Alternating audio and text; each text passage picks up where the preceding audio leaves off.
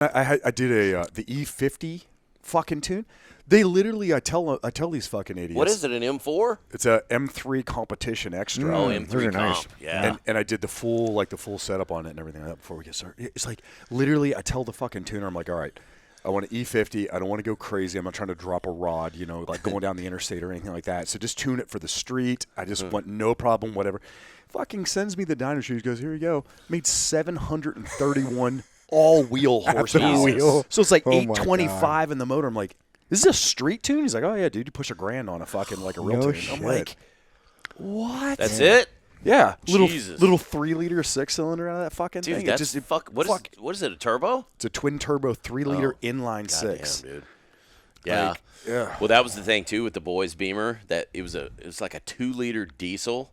Oh, yeah. And it's a turbo, but that was the thing. Boris up there in Marietta was like, dude, we should just, if you don't have to worry about registering this thing, man, we should just hog that motherfucker out. And I'm like, rolling coal, bitches. I go, bro, I can register this motherfucker in Tennessee. And he was like, let's do it. And then, and then he started looking at some other shit, which we won't mention on air due to legal concerns that might be pending. Yeah, but, I think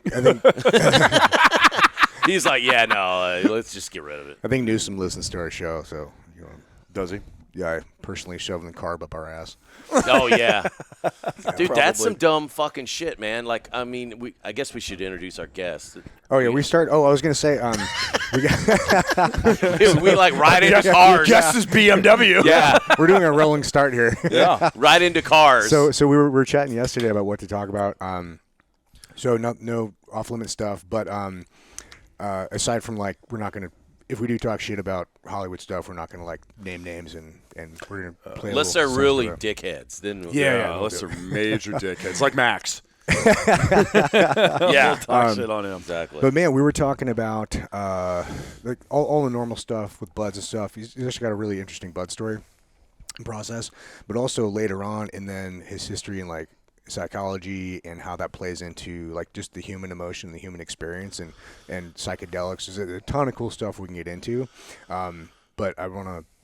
It's your story, but I'm excited to dive into this. This is gonna be fucking cool. So we clapping in now? Yeah, clapping. You got it. All right, we're the editor's like, bro, we're 3 minutes in and you're just now dropping a fucking slate. Thanks, Dick. We're getting the hang of it here. Dude, I apologize for these. I don't know how you fucking deal with these assholes. Yeah.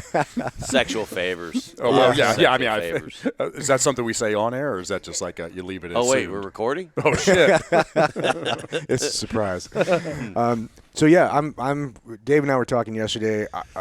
Great, just 20-minute conversation about what to expect, what we're doing, and dude, I'm excited to dive into this. There's so much cool shit that you've been doing. I think to frame this for the viewers, a lot of team guys are like, I'm kind of a knuckle dragger. I dabble in. Well, first and foremost, our guest is Dave Meadows. It's true. Yeah. To say the name, yeah. I was going to say there's a lot of team guys we have on are kind of like really cool, but retarded. Yes. That's the word you're looking for. And team guys, not the ones we've had on, but team guys in general can be typically one-dimensional. So one of the things I'm looking at getting into with Dave Meadows here is a more cerebral approach to living life, and kind of like you can do both. You know what I mean? You don't have to be this super brute person, but you can do that and execute violence or be capable of violence while also having a healthy dose of being sophisticated, grace and empathy, and yeah, exactly. So anyway, yeah. Dave Meadows, I'm excited to get into this. And if you guys know anyone who's like that, let me know, because that totally sucked their dick or something. Yeah. If somebody was like that. Yeah. Yeah. So we'll start at the beginning, I guess. Like, where'd you grow up? Dude, so I grew up in West Virginia. You guys got any good jokes? Yeah. Are there jokes in West Virginia? How do you circumcise a West Virginian? What is it? Kick his sister in the mouth or something? Kick his sister in the jaw. Yeah, there you go. See, I think Kevin actually told me that one. I mean, dude, I'm from Tennessee. Or he's so. speaking from experience. Yeah. He's speaking from experience. I didn't have any sisters, but you did kick my brother. No, but seriously, it's all interchangeable. Alabama, Tennessee, yeah, Kentucky, all that shit. Exactly. It's basically, we're all sister brother lovers, whatever the hell it is, you know. But yeah, I grew up in West Virginia, and originally it's kind of went out through this whole track before finding buds. I was originally going to be an architect. I thought about actually being a psychologist, a therapist. My mom was a therapist. And then I was like, I'm going to go a rapist. Oh, psychotherapist. Fucking punctuation matters. And then I was like, you know what? I think I'm going to go to med school. My parents are pushing me and all that. I was originally going to go for either neurosurgery or plastic surgery. What did your dad do? So my dad. So interestingly enough, and I actually found out that this was consistent. I'm curious about you guys. I was raised by a single mother. Me too. Yep. So it's like the preponderance of spec ops guys were actually mama's boys. It's fucking crazy. It's like fucking Dude, the number of people who we've talked about or talked to were like, there's like a common theme. Even Nick, the other our other host who isn't here right now, but he's same thing, raised by a single mother. It's just like, I don't think we have a single person on yet. It's like, I came from a really stable family. No. My parents are really sane. dude, and it's funny because when I started, I think that, people would think, I would have fucking guessed that most spec ops guys, were raised by with like a real strong dad in the house and like all this. I mean, you would just think, like the overwhelming, amount of testosterone that are rolling on. But to find out that the majority of the dudes are actually like single mothers or were raised by single mothers or came from broken homes. Broken homes. Yeah, huge broken homes. And I think that, it's fucking interesting because, I grew up, my mother is my hero. I just, love her to death with everything. But we grew up poor, like couldn't afford fucking milk. Literally powdered milk, Trailer Park, West Virginia. Nice. Poor. Yeah, like we did it right. Right, the whole thing. The whole nine. The whole nine, bro. And my grandparents were a big part of raising me as well. But basically it was just she and I for like 13 years, until she remarried to my stepfather, and then I have two half sisters when I was 13 years old. But I thought that was absolutely incredible. Like finding out that so many guys actually come from things like that. It's one of the things that happens now. Adversity, right? Yeah. Like actually learning how to have adversity in your life and develop grit and resilience, and that shit doesn't happen when you have an easy life. Like, an easy life has never made anybody right. Like really have, in my opinion, like to really have something to bring forward. You look at all the biggest people that we always look at, the huge people that really changed the world, or philosophers, or whatever the case is. Most of the time they came from some fucked up, broken shit, that's that old saying, smooth seas never made a skilled sailor. Exactly. It's like adversity builds character, dude. And like, if you want to be an interesting person, you have to harden yourself and temper yourself in these different adventures and things. Yeah, and I think it's one of those things that, again, without getting off on it, we see this world today with kinder, gentler, sort of thing. People aren't being allowed to just fall on their face, and just try and fail mightily, and being encouraged to like, dude, go way outside your comfort zone, and you're probably going to fall on your face, and that's okay. Yeah, like, it's how you get up. It's how you get up, It's one of the greatest things about, if either of you bitches actually has ever done this thing, but in a combat sport, right? Yeah. Like the greatest thing the first time when you get hit in the face is realizing you're not made of glass. That's exactly what I said the first time I got punched in the face. Yeah. They're like, holy shit, my nose is not broken. Well, mine was broken. I didn't just should have seen the other guy though. Yeah. For sure. But it's just realizing that you have so much going on that's actually then what you. There's a lot of power in realizing that you're not made of glass. 100%, and that you can overcome, and pain is just temporary, and we know that, buds and all that. Yeah, but it is fucking weird. Like you see a lot of shit nowadays, and it's especially like the millennials. I think the millennials get a hard rap sometimes with some of that shit, but a lot of it's just due to all these people like, oh my god, I'm offended, and I remember watching some comedian. He's just like, well, so the fuck what? Get the fuck over it, you bitch. Yeah. Nobody gives a fuck. Like, move on with your fucking life, bro. Nobody cares. And, one of the without jumping on, there was this, I forget which philosopher it actually was. It wasn't Marcus Aurelius, but one of the philosophers actually came out there and said, if you are offended or hurt by words or an emotional state, understand that your own mind is complicit in the pain. Yeah. Because it wouldn't fucking matter if you didn't give that person power over you. Yeah, I wasn't really. So it's like when people, people literally have asked me before, they're like, well, if I said this to you, you wouldn't be offended? I'd be like, No, if you actually bothered me, If you hit me across the face with a bar stool. then maybe then we're gonna have a problem. You fucking come at me with a ball peen hammer or something. But nobody can offend you unless you give them the power to offend you. Unless you give them the power to offend you, and I don't know why this world has gotten into like this heroizing of victimization and of weakness, which is a choice. Like you can choose to be offended. Well, thank God the pendulum is swinging back the other way, but it's also it needs to be somewhere in the middle. You know what I mean? Because it's swung so far the other way that like it's time for it to swing back to like reality. Which thankfully things are shaping up that direction. But yes, let's So I mean, but that was one of the big things that going through this life of that adversity and being raised by my mother, and we had no money and everything, and it was amazing because my mom did such a great job because I never felt like we were poor. Like I didn't know. Because, are we brothers? I feel like we're the same. Oh, dude, I think it's a lot of team guys, right? You know what I mean? I was broke as shit growing up. Yeah. Hey, Mom, how come you're not eating dinner? Oh, I'm just gonna have a cup of coffee. Like, oh, okay. Hot dog sandwiches and shit. Exactly. That's fucking. You think the big gourmet is having different flavors of ramen noodles? Yeah. How come he got 3 French fries? Fuck. But that was like when that whole time, my mother very quickly, even though we had all of like the ball kicking going on in there, the biggest thing that she ever taught me was you're not a victim.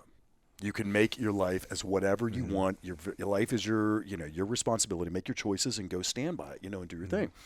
And so I grew up in West Virginia. Originally wanted to go to med school. And it's kind of funny. I got picked up for this very prestigious private high school, and managed to get myself kicked out within 2 years by just not going to class. Dude, you guys might be brothers. Yeah, we might. I went to a private high school in Santa Fe, New Mexico, for 1 quarter, and then I left because they're assholes. But good for you, man. They're like fucking short and sweet and to the point. Oh man, yeah. Just happy to leave. Yeah, it's kind of funny. When you got kicked out, did you go do power slides in your Subaru down fucking gravel roads? just fucking boosting it, yeah. But I managed to get kicked out and went to public school. I pretty much managed to get kicked out of everything throughout high school. What did you get kicked out for? From that school, basically, I think I actually got I think the letter that they sent me was, we think that Dave would be best to pursue educational options at a more fitting place, which is like, get the fuck out of our school because you don't go to class. I mean, I just didn't go to class and, and fought and was always in trouble and, destroying shit and everything like that. But I also, I managed to get kicked out of pretty much every other fucking place that was there. I went to I was actually a golf caddy. Nice. One time, and I hit a kid with a fucking golf club. Did he deserve it? Probably. That's. I guess you could. It's all this interesting thing to just kind of get thrown out. So I was just a hellion as a child. I was literally one of the people that if I didn't go to the military, I'd probably be in a hitman somewhere or something like that. I was going to join a biker gang. Yeah, exactly. Basically, that's a solid career choice. Yeah, I'm either going to go to med school or join a join a biker gang. Yeah, either way, I'm be good at it. Yeah. But so there was along that point, I was just in this complete just hellacious deal, and I decided I was like, you know what? Fucking ongoing schooling, especially for 10 years of school to go to med school, and be a surgeon or something. It's just not where my head's at right now. And then something magical happened one night. I was sitting at home in West Virginia. We actually had, what's that? Pulling your pud. Pulling my pud. Pulling my brother's pud. And and I saw Charlie Sheen. Oh, fuck yeah, dude. Magical. Jumping off the bridge. Fuck it. All that sort of stuff. And I think I saw this the Discovery Channel show, not the 234. Yeah. But the one way back. There was another Discovery Yeah, like 60 Minutes or some shit. Some bullshit like that. And anyway, I'm like Hell Week breakout. The dude shooting the machine, the 60 one armed. I was all like, dude, that dude's fucking You could probably have climbed my erection to the moon. Like we would have gone to Mars already if you just climbed my dick, you know? Yeah. And so you know, it was just one of those things. And immediately I was, you know, the deal. It was just like, that's for me. That's what I'm going to do, you know? And of course, had the exact same thing, you know, every single person. I came from fucking Wheeling, West Virginia, you know what I mean? Like no one had ever heard of anybody ever going to any sort of spec ops, let alone, you know, buds. And everybody I talked to was like, what? You're a moron, you know, like, you know, never going to happen. Do what? You're going to do what? Good luck, bro. Yeah, you good know, luck, like, kid. Yeah. you know, so it was all that shit. So basically I spent the rest of my high school getting in fights, practicing martial arts, and then training for buds, you know. And then I got an incredible mentor, Frank Hoagland from Dev Group, like literally retired out and moved back to my hometown for some reason. That's cool. Yeah, and I mean, literally, if he hadn't like been there to kind of get my head out of my ass and you know, be like, hey, dude, you know, you're being a fuckhead, you know, really. I mean, you better lock your shit on before you show up to buds because it's not going to be a picnic, you know, that sort of a thing. But it was literally like the first thing I'd ever taken seriously. Like really seriously, you know, of doing that. And I know a lot of dudes have like that same story. You know, I like quit every sports team that I was ever a part of, never anything like this or any of that sort of shit. And then it's like as soon as I had my heart set on buds, it was like, let's go. What was it that you were looking for? And was it just like the cool factor or like the job or you know what year is this too? Is this pre 9/11? So so I actually graduated high school in 2000. And my first trip, because I went to buds twice. You know, I just had to make sure I got full benefit on it. It was so easy the first time I had to go back. But I graduated high school in 2000. So I literally had gotten thrown out of buds. It was home on leave waiting to go to Suda Bay Creek, Greece when the towers got hit. Oh, wow. I was on fucking leave, fresh out of it. So it was kind of eye-opening experience. But anyway, so it was the Raid 2000. I think that's a really cool question, Ryan. I think it's and it's one of the ones that over the years of gaining more understanding and introspection of myself, my kind of ideas of what led me to buds changed a little bit, you know, where I kind of you see things clearer as an older man. Yeah, and I think honestly, I think it was probably a lot of insecurity at the beginning, like because I was the outsider. I was the goth kid. I was the this. I was the that in high school. Always the one.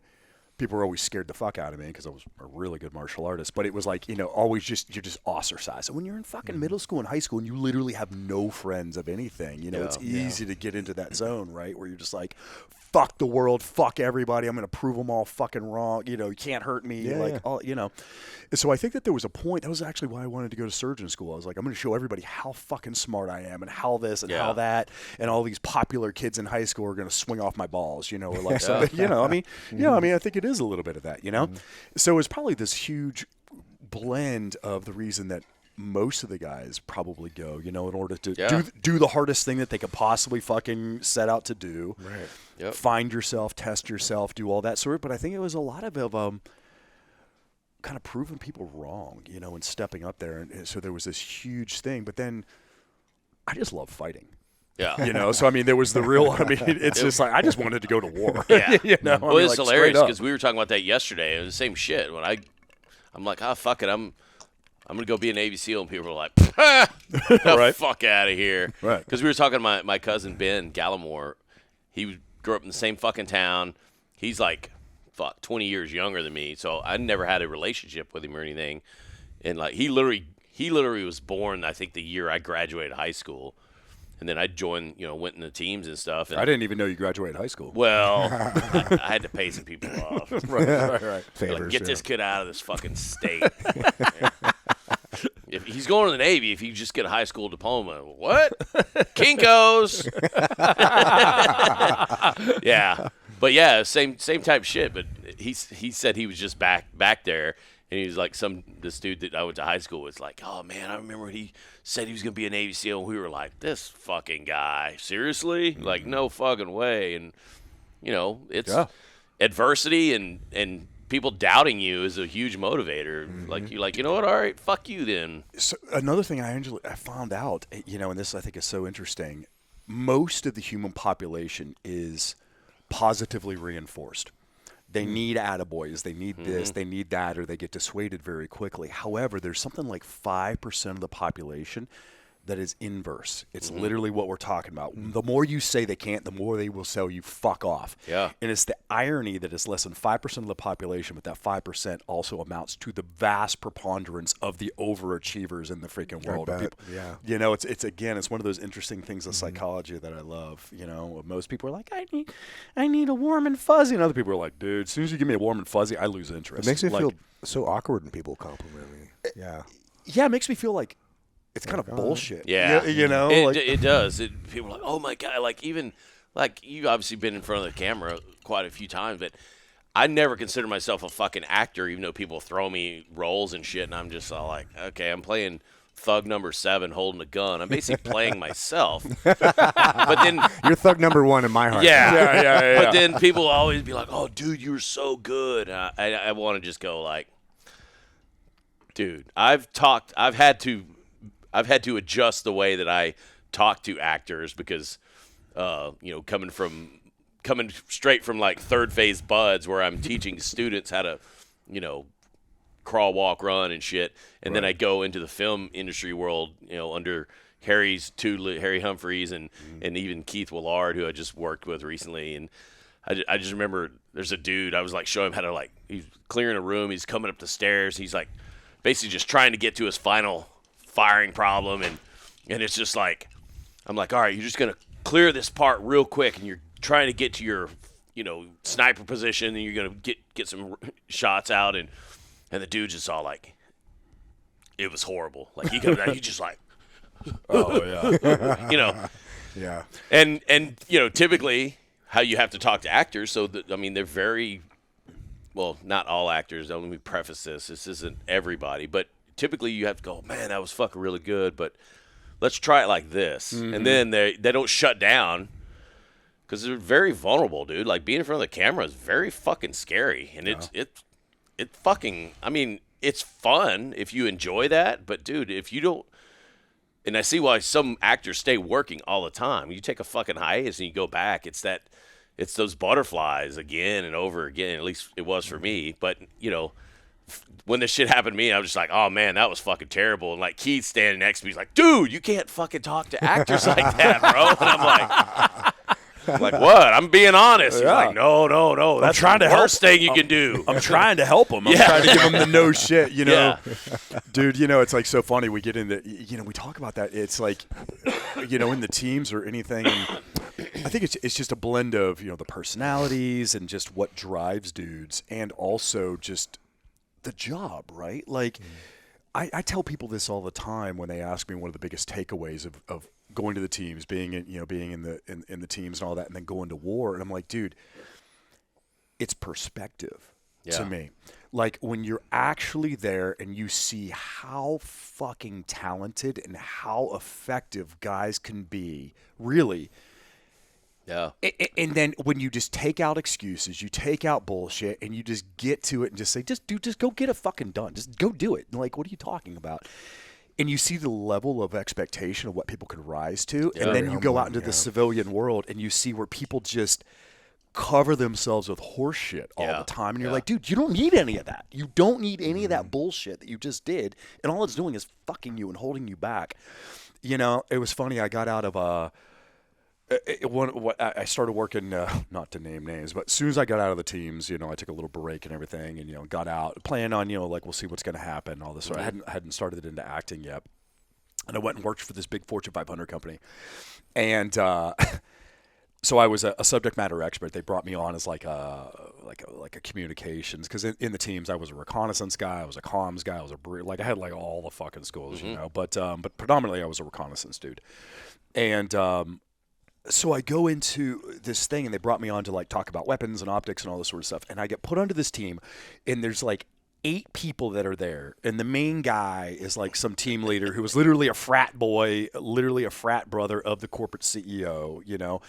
Didn't know his ass from his fucking anything else. Probably making $500,000 a year, you know, at the time, or like whatever the case is. Didn't even come to fucking work. Didn't know anything. So the whole team is like, has this thing, and they're all failing.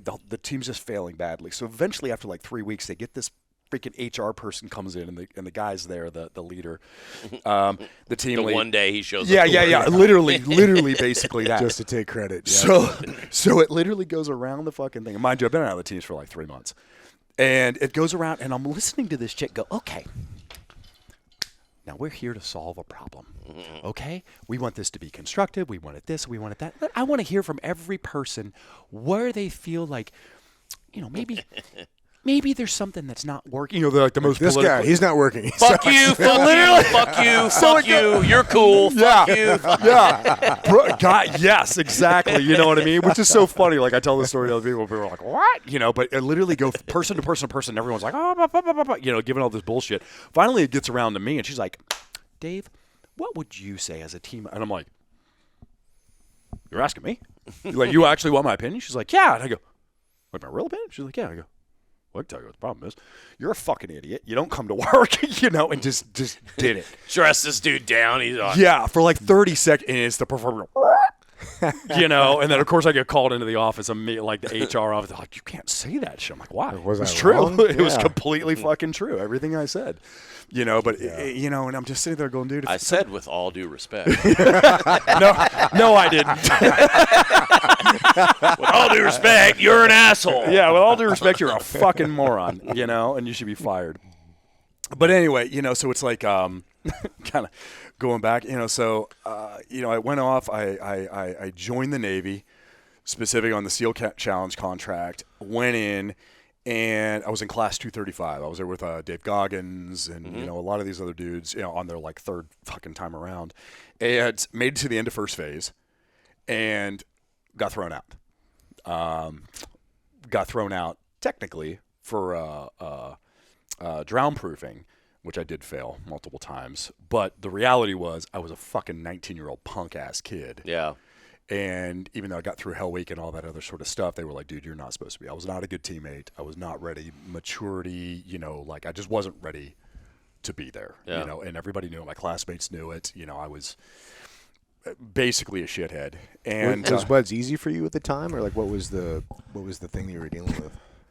On the drown proofing, or just no? I mean, like, why was it that you weren't fitting in, or the team? I think it was because I was still like, I had such a fucking insecure like chip on my shoulder from high school and things like that, and so I carried that mentality of, fuck you, you're going to ostracize me, like from the high school thing into like the community, when it Buds and all that. And it was basically like, fuck all you guys. I'm better, like it was I'm better than all of you. I'm better than all of you. I'm the baddest fucker that's ever come to Buds ever, which is true. But I mean, you don't say it to people, right? Yeah. But so it literally kind of, so the instructors took the opportunity, as they should have, and got rid of me. Totally got rid of me, threw me out, and all that sort of shit. And went off, became an MA, went to Sudabay Creek, Greece, and literally on the way to Greece is when 9/11 happened. Went over to Greece. Were you like undesignated when you went through the first time? No, I was an OS. Oh, but at that time, that point in time, they took pretty much everybody that didn't have experience in their race. All the dudes that just done like the SEAL Challenge, where they went to like boot camp, A school, but never were in the fleet, as their rating or anything. And then they went to Buds and they failed out, and they were freaking basically retraining them as MAs. Yeah, MAs. That's smart. That was at the time, I think, the fastest track back too, is what they were billing it as. It was, yeah. Because didn't Collins, Collins, was he an MA? Yeah, he. I know he went to Guantanamo, but. Yeah. Are you guys talking about John Collins? Yeah. So John okay, so he went to Guantanamo because there was a John Collins. He went through like 6 classes, I think. So yeah, you probably know him. So there was a John Collins in Greece with me. That was a Buds drop or a failure out, got kicked out of the whole thing. Came back and he graduated. I think it was like 4.6 or 4.7 or something. 2.46. No, Johnny was in like 2.6 something. Yeah. He was a couple years later. Yeah. Okay. Cool. So there's another John. Anyway, so I went back to Buds the second time, went all the way back through, and ended up going to the end of, and it was fucking crazy. So one of the instructors, I don't want to fucking name drop him, but yeah, this motherfucker hated me like a passion. Like I was his personal problem child, and he just tested me like with every soul of his being. And I swear to God, dude, like you just have this thing. I get back from fucking, I get back to Buds. It's been 2 fucking years. I'm just, whoo, I'm fucking high. I literally checked into the command. And the first thing, I'm on the quarterdeck, and the first thing I hear is, Meadows! What the fuck? And I turn around. He's on the fucking grinder. It's good news, right? Oh, dude, he's on the grinder, and I'm like, he's still here. What the fuck? And he's like, I thought I got rid of your ass. And I'm like, negative. I'm back. And he's like, are you checked in yet? I'm like, who ya? Just signed. He's like, get on the beach. Hit the surf turn. Hit the surf. Fuck. In your whites. Yeah. Anyway, went all the way through, got to the end of second phase, and ended up getting thrown out again. What the fuck? For a bullshit dive injury. That was actually like... So what fucking happened? So we're doing the... Let's fucking talk about stupid stories, right? Like near misses, right? So we're doing our dive quals at the end of second phase and do a night dive, and we're doing one of those bullshits where you have to swim at like 6 inches under the fucking water, right. On the beach and everything. So everyone's doing what they can, because if you breach, like... Oh, like a contour dive or something. Yeah, basically. Yeah, going through the bay and all that. And one of them, I'm just like, fuck. So, of course, I'm skip breathing like a motherfucker. Just try to keep myself on the bottom, Yeah, because if you inhale, you're going right to the surface. Exactly. You're like a little fucking buoy, You just pop out of that bitch, and then you get beat. But so I do it, and I come up, and I'm nauseous, and this, that, and the other thing. It's because I was skip breathing. That's all it was. But I'm nauseous, and I'm puking, and all this sort of shit. So, of course, the dive soup is, he's like, because he's hungover. Yeah, he's hungover. He's like, fuck, shut up, But of course, he's puts a watch on me, and he's like, hey, dude, if you have a dive injury or something like that, we need to figure it out. So, tells my swim buddy, all that was my roommate. He's like, hey, keep an eye on him Anyway, so it goes home. Everything's fine. Wake up the next day, and we had go to breakfast or whatever the case is, and then we have a swim immediately after. And we were supposed to bring like some special piece of gear. I can't remember what the fuck it was, but like for something we were going to do in the pool. So, of course, I forgot it. Just totally forgot it, was what it was. So before the evolution started, I'm like, fuck. And I go to the CEO, the class CEO, and I'm like, dude, I forgot it. He's like, fuck, dude, they're going to pound this shit. I'm like, I know. What do we do? Like, that's what I want to say. He goes, here's what you do. You go to medical. Tell them you have like some bullshit, like a headache or some crap like that. They'll just give you some Motrin. You get the fuck out of it, you grab your gear, and you come back. When the instructors come and be like, oh, you had to go to medical real fast, like, it's perfect. We're like, yes. Sounds like a genius plan at the time. Genius plan, right? Like, no, the instructors aren't going to think anything of it. I'm out of there. The class doesn't get beat. It's all good, right? I'm standing in there. I'm talking to the doc, telling him I got a headache. He's giving me Motrin. Who walks in? The fucking dive soup from the night before. Oh, no. Literally walks in. What's going on, Meadows? Yeah, exactly. And I'm like, oh, yeah, I'm good. And he's like, what's he here for? And the doc's like, he's got a headache and everything. He's like your dive last night? Puts this connection, which wasn't actually true. Boom. Dropped. Damn. On limited duty. They're fearing I have a dive injury. Got to go to Balboa for like a dive. Fucking, all this sort of crazy shit immediately. So it's like all the shit, I'm watching my whole freaking dream unravel again over a bullshit, misunderstanding, because I was totally fine. It's literally just got caught lying, right? Yeah. Like, no, I was lying. Like, oh, so it's not a dive injury. It's an integrity violation. It's an integrity violation, And you know what's crazy about it? So finally, like, we're sitting there, and I'm finally like, you know what? Fuck. So I literally got dropped from the program. Like, they were out, they were putting me, like, it was done and everything like that. So finally I put in that shit, and I was like, I got to go see, it was Captain Rick Smithers was there at the time. And I was like, I got to go see the old man. Like, I just got to go see him. And so they okay my thing, and I go up, and I just fucking tell him the truth. Of course, I took the blame. I didn't tell the CEO. I was like, it was all my idea. He didn't know. Like, I made it up. I came up with the whole plan, So I just took the whole hit. And he's fucking sitting there, and he's just looking at me. Fucking Rick Smithers. Rick Smithers from Dev Group, and he's just sitting there listening to me. And the CMC, which was Johnny Hoffman, Master Chief Hoffman at the time. Oh, Jesus. So we're literally sitting there, and they're in the office, and they're just like laughing at me because they just know it's true, and they're just sitting there, And of course he brings it up. It sounds like a good plan, though. That guy. Well, and it was the thing. You know what actually was the thing? It was the fact that he ended up coming around and Captain Smithers goes, that's fucking stupid. But I get why you did it. You did it, to not, hurt Get your class beat. You did it for the team, and it just was a thing, and finally I was like, yeah, sir, blah, blah. He goes, all right. So what if I told you I'm going to put you back at day 1, week 1, first phase?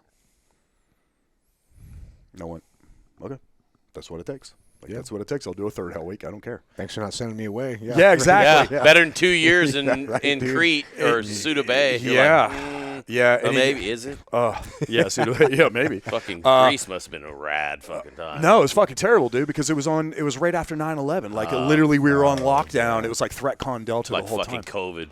Yeah, exactly. It was like COVID with fucking body armor.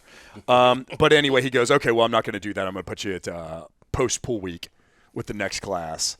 And that's pretty good hookup. Yeah, so really he just wanted to see that I gave him the right answer. That was like, I'll do it all over again. Yeah. That's how serious I am. Right? Yeah. That's a good tactic, though, man. I remember they got me with that one time because I was almost felt like fucking dying and with drown proofing. Yeah. Oh, yeah. Do you remember that? You guys are fucking related. Right. Yeah. do you remember the same one? Which one got you? Was it the Bob? No. That's that what was fucked fine. me. It was not drown proofing, life saving. Oh, no. Life saving. Yeah. Dude, it was, you remember, who was that huge instructor? He was like 270, massive instructor. Instructor Kevin Kent?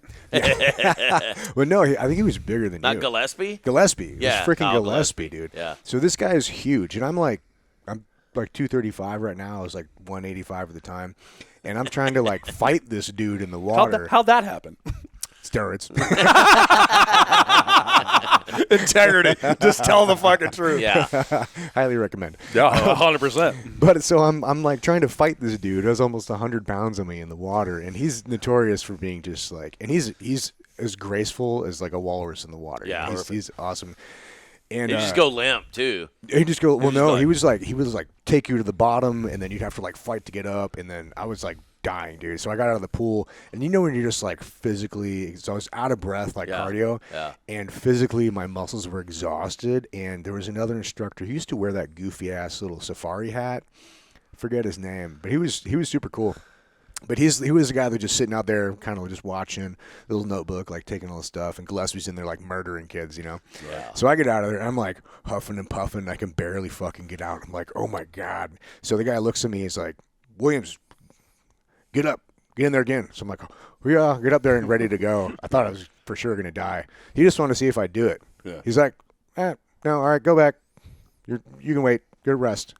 He just wanted to see if I'd do it. Yeah. It's a really good tactic, man. I was like, all right, it's fair. It's crazy, too. I mean, because I think you see that in the regular world so much. Like, so many people are so scared they don't want to go up and do something. I'm not ready. I'm not prepared. If I have a little bit more of this, so much of the world is just showing the fuck up and just stepping up when it's your time, or claiming it even when it's not. You're just saying, I'll be the first one. Yeah. Right. And just stepping up, and like 9 times out of 10, even if you're terrible, it gains so much respect from everybody that's watching. They're like, that motherfucker just showed up. They just didn't care. You just got to be willing to do the work, or take the hit, or whatever it is, man. Yeah, or just step up and make a choice. You know There's what I so mean? many people, too, that just avoid confrontation in general. Like, they're just like, I'm like, just pick up the fucking phone and call, or go see him in person. Oh, no, I could never do that. I'll send him an email. You're like, fuck. Quit being a bitch and just go talk to him. Yeah. It'll take 2 fucking seconds versus trying to formulate some Pulitzer Prize winning fucking email. It's going to take you half the fucking day. Right. You know? Which, by the way, is really, I mean, just from like a psychological, it's typically just a fear response in the brain. Like, they tell themselves, oh, this is the right idea, this is the that, but it's really just justification of procrastination to avoid confrontation, to avoid fear and discomfort and all that. And people, what if they say no? What if they don't like me anymore? At least you know, like right now. Yeah. You're done wasting your time. Yeah. Right? Just move the fuck on. Yep. So anyway, so I got done with, I graduated class 245. And went out, and of course I get assigned to SDVs, so it's like, fuck. Damn. Yeah. SDV 2? 2, yeah. Ooh. So went out there, and did the stuff, and I was there from 2 or 3 to 09 active, and then I was reserves at 18 until 2013 or something like that. Yeah. But yeah, it was it was a fucking wild ass time. I bet, like wild ass time. And you're not a little guy either. Like, we were talking about SDVs yesterday going, dude, it's like when you go onto like we did sub-ops, my first platoon, and you go on there and there's like fucking the Green Giants in the goddamn torpedo room. You're like, dude, what the fuck? What sick joke did the detailer play on your dumb ass? All the hair's rubbed off his head from beating his head on shit, and you're like, dude. But it's the same shit. You see team guys, like, dude, we're talking about like Dave Hansen and dudes that are big like him. Maurice Manigo. Yeah, exactly. Fucking Nick Levine, the Bear Jew. Like, and everything else. Yeah, I mean, like, all these guys are all fucking huge, and you're like. I thought he was the Jew Bear. Oh, yeah. I mean, I don't know how he identifies now, but. It would make sense to send the Smurf crew, though. Like, it really Smurf would. crew, SDV, You would think. It really was, but it's all like the 6'2" and above freaking steroid-eating wildebeests that, like, get assigned Like in the detailer's just sitting in there going, ha-ha, fuck you. Dude, and it's so fun, it's like, in dive, you do all your little bullshit, and then you learn, you're with your dive buddy, and you're fucking, you give them the little fucking squeeze, and they give you the squeeze, all that bullshit, right? Yeah. Remember I first get to the SDVs, and we're going around, and we're in the back, and people are in fucking hell, and it's pitch dark. If anybody listening doesn't know what the SDV is, here's a perfect experience for you. Find like a freezer and fill it with ice water in the dark, and then just lay in there for like 8 hours on freaking basically on bag, and that's pretty much what it is. Put a snorkel on. Yeah, put a snorkel on, and then if you can find a way to move it around so that you get motion sick too, that's like the coolest thing. So there's like 4 of us Neanderthals sitting in the back in the dark in the ice water in Virginia, just sitting there getting ready for like an 8-hour freaking transit across the Chesapeake Bay, and I reach out and literally do one of these, and I feel my buddy go boom, and he just slaps the shit out of me, and I hear him come over, he goes, just let me fucking die. It just gets I swear to you, it was like, so everything you just like have been taught to like check on your body, everyone's just like, I'm going to go to sleep for the next 8 hours, and if I die, I die. Yeah. It's better for all of us. That's just fucking hilarious, man. It really is. I just remember like not doing anything with SDVs, but just diving in general.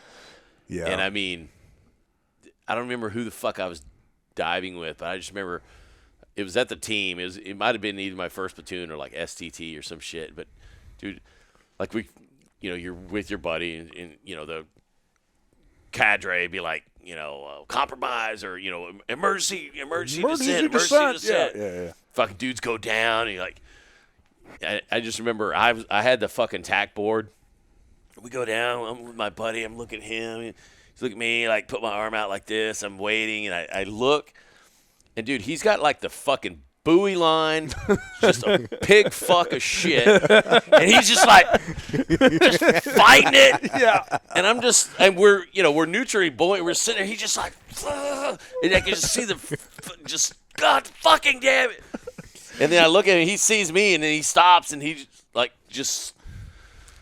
and then starts rolling the shit up, and he's just like, I'm like, so then, dude, we get done with dive. I'm like, what the fuck was that? And he's like, dude, we get down there. I go to grab your hand. You moved your hand, and then I fucking dropped the buoy line, and then something rubbed up against my fucking leg. It's a great white. I was just like, God damn, dude. It was funny as fuck, though. I was like, man, this is. Dude, I remember my first, I think my first dive actually at the team, when it was like outside of guys that, you went to selection with and you did all your shit like that, Literally, I'm out there, and it's like I just had no idea. I get in there, and I'm with Harry Evans. Mm-hmm. So Harry was, I don't know, he was like Team 4 dude or something like that. But, I don't know what Bud's class he was. It was, he graduated sometime in the 90s. And I was just like, it's so fun. It's just like life in the teams, right? Get there, like the very first actual dive at the team. He and I get dive partnered up. We're going to do something, I'm a new guy, and, he's whatever. And literally we start doing the thing. So he's like, you're fucking driving. I'm like, all right, whatever, you know. So I get on the combat, you know, I get on the freaking attack board and I start going, and I'm literally just like, you know, so I like check my shit. And the fuck? And I look around and he's looking at me like, fucking go, idiot, you know. I'm like, that's weird, you know. So I start going again, like 30 seconds later. I'm looking around, and it's like, and I'm looking at him like, what the fuck? And he's like, fucking go, you idiot, you know. Third time I see his hand like releasing my fucking cape, you know. And I just turn out and punch him right in the fucking face. Dude is so bored, he's like cutting off my air. You know? It's like reaching up, grabbing your inhalation hose. That's exactly like, what he was doing. Yeah. You're like, you fuck. Yeah, exactly. I'm like, fucking dude, what the hell, man? Like, that's how shit's gonna roll. Yeah, dude, we could literally do an entire show off of just fucked up dive stories from. God. I mean, I remember like being under a fucking ship and literally having no fucking clue where the fuck I was at. It wasn't driving, was the buddy, and you know, you try and keep your legs and shit in your mind, but dude, half the time you having issues like seeing the attack board and shit and the bearing, and I just remember fucking dive buddy literally just stops and just hands me the fucking attack board. And I'm like, what the fuck? I'm like, dude, no. Like, are you fucking crazy? I remember we were under it was SQT or something. I think it wasn't STT. Yeah. We were under the pier at SQT, and fucking this guy, he was so frustrated. We're basically at the bottom of the pier, right? And he just like did a similar thing. He's so pissed off, he just hands me the attack board and goes, huh, and like stomps on the bottom with his feet. Like in the silk. Like a baby, dude. I'm like, oh my God. Silk floats up. It disappears. So like, frustrating, man. Oh my God. I can never get over, you know, I think it's just one of these things when I try to explain it to especially people in the entertainment industry, you know, or just who just have this image, or just civilians in general, of like who spec ops guys are, you know, and they're always thinking about these stoic sociopaths or whatever. And I'm trying to tell them, I was like, no, it's a bunch of man children. Yeah. Like it's a bunch of fucking cowboy man children, you know, like playing fucking practical jokes on one another, like holding people's nonstop. air off, you know, doing this, Yeah. you know, putting blow up dolls in their buddy's bed, you know, like just some Yeah. crazy shit like that. Nothing, starting a snowball fight in Alaska, you know, like you're up there like climbing rocks and shit, you know, trying to like not slip on ice. All of a sudden you get dinged in the head by a fucking snowball by your buddy, like at the base of it, you know, just like how can I possibly be more of a hindrance? Let's kill this guy. What's the least helpful thing I can do right now? I should hit my boy in the head with a snowball. Right It'll be funny. It'll be Just have a rock in the middle of it. Yeah, exactly. In 30 years, we do a podcast. It'll be a great story. It'll be so funny at that point. Yeah. But yeah, dude. So it's like I was actually starting to. So I was actually getting real interested in doing like the level deal, you know, and going up and basically going over to a support activity, and eventually going over to dev for some of the stuff over there, and then going like direct support shit and doing like the level 2, level 3. Yeah, you know, and all that sort of stuff, and then actually going over and potentially, you know, crossing over into like agency work, you know, or doing, because I mean, there's so many different paths, of course, and most of the guys, you know, obviously want to do the door kicker, like, but I was more in the reconnaissance. I just thought that the intel, like the spook kind of thing, was just more appealing to me. And so that was kind of the path that I was setting out on. And then as part of training for that thing, I started taking basically acting classes, you know, to develop, you know, this, that, and the other. Of course, they didn't call it that, you know, at the time, but it was all about developing persona, you know, and all this sort of role stuff. playing and shit. Role playing, exactly, you know, and committing to a cover story. LARPing. I'm a fucking level 14 wizard, bro. What are you? I got my 5th cast of magic missile this day, you know. But yeah, I mean, you start doing that, of course, you know, and it was funny because I was telling one of my civilian, like before I got out, I was telling one of my civilian friends, non-class shit, of course, but I'm just kind of describing about a little bit of the stuff. And they happened to be an actor in Virginia. They were like small, like minor in college. And he's listening to me. He's like, yeah, dude, it sounds like you're like kind of taking acting classes, like persona and developing something. I'm like, no, I'm not. Bullshit. You know? I'll kick your fucking ass. You're fucked. Don't ever say shit like that. You know, like get up and beat his ass. It's role playing. No, dude, it's cool. It's tactical shit. You know, like, it was sure shit. He was right. You know, and but I fucking loved it. And so I literally got out, started working for that Fortune 500 company because you know a bunch of shit ended up happening. You know, without throwing people under the bus, I kind of, you know, there was, you know, the deals that sometimes where you get those bad head shed guys, you know, who make a deal and then renege on the deal, like sort of a thing, that kind of a thing, and that basically sort of what happened to me. And at that point, I was like, okay, either I can take this bullshit deal or I can just get out. Yeah, you know? yeah. And I think it just left such a bad taste in my, because I felt so betrayed, honestly, you know, by like the inside thing, because I thought I was doing what I was what I promised I would do, what I said I would do, what I was supposed to do in support of the team, and then all of a sudden, you know, it's this thing. And so anyway, I ended up, you know, hopping out, started working for that Fortune 500 company after the, you know, and had that brilliant moment of thinking I was being helpful with that meeting. And I was like, okay, this shit is just not for Dave. Like, corporate life is not for Dave, you know, like any of this sort of stuff. And so I was like, you know what? I want to. Are we no, I was trying to wink at him to get me another one. And I was like, you know what? I'm gonna start acting.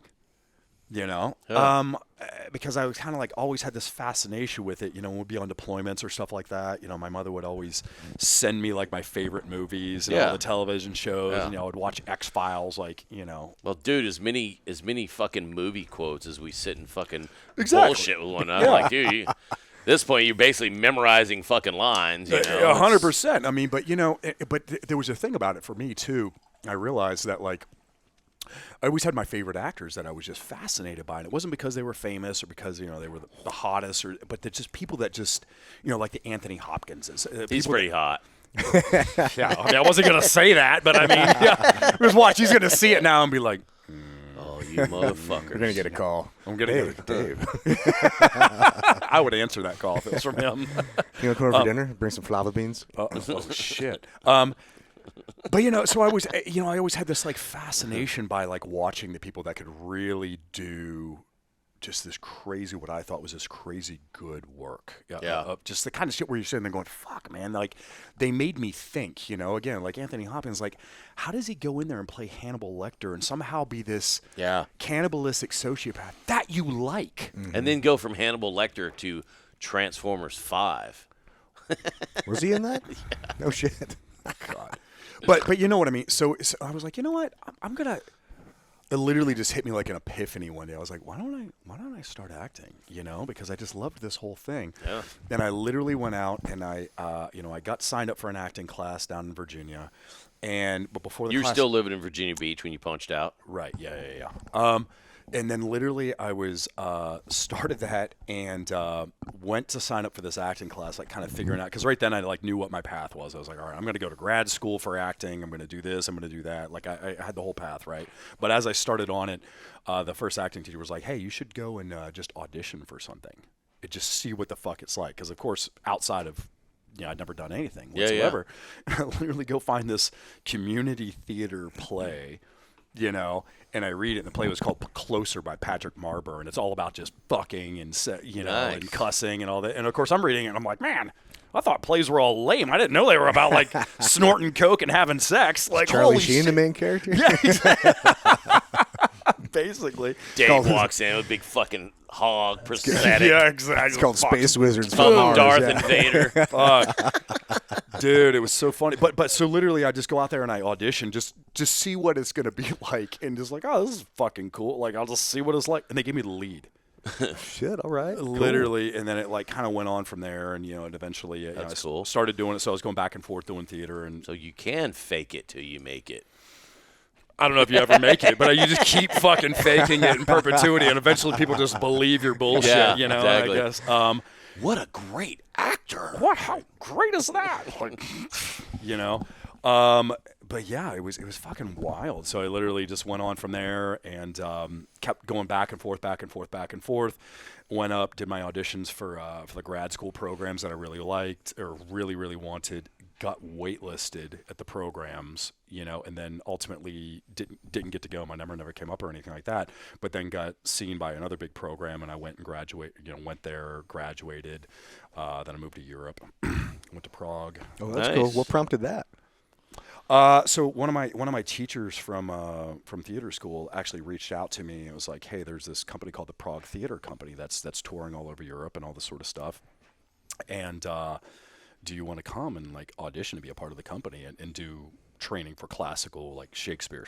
That's a big step, man. You're So like, hell yeah, I want to come. Hell yeah, what party? I was acting. Yeah, because Prague chicks are hot, right? Prague is pretty cool. Prague is fucking great, dude. Have you been? Yeah, my wife and I went there, and Ukraine, before the war, obviously.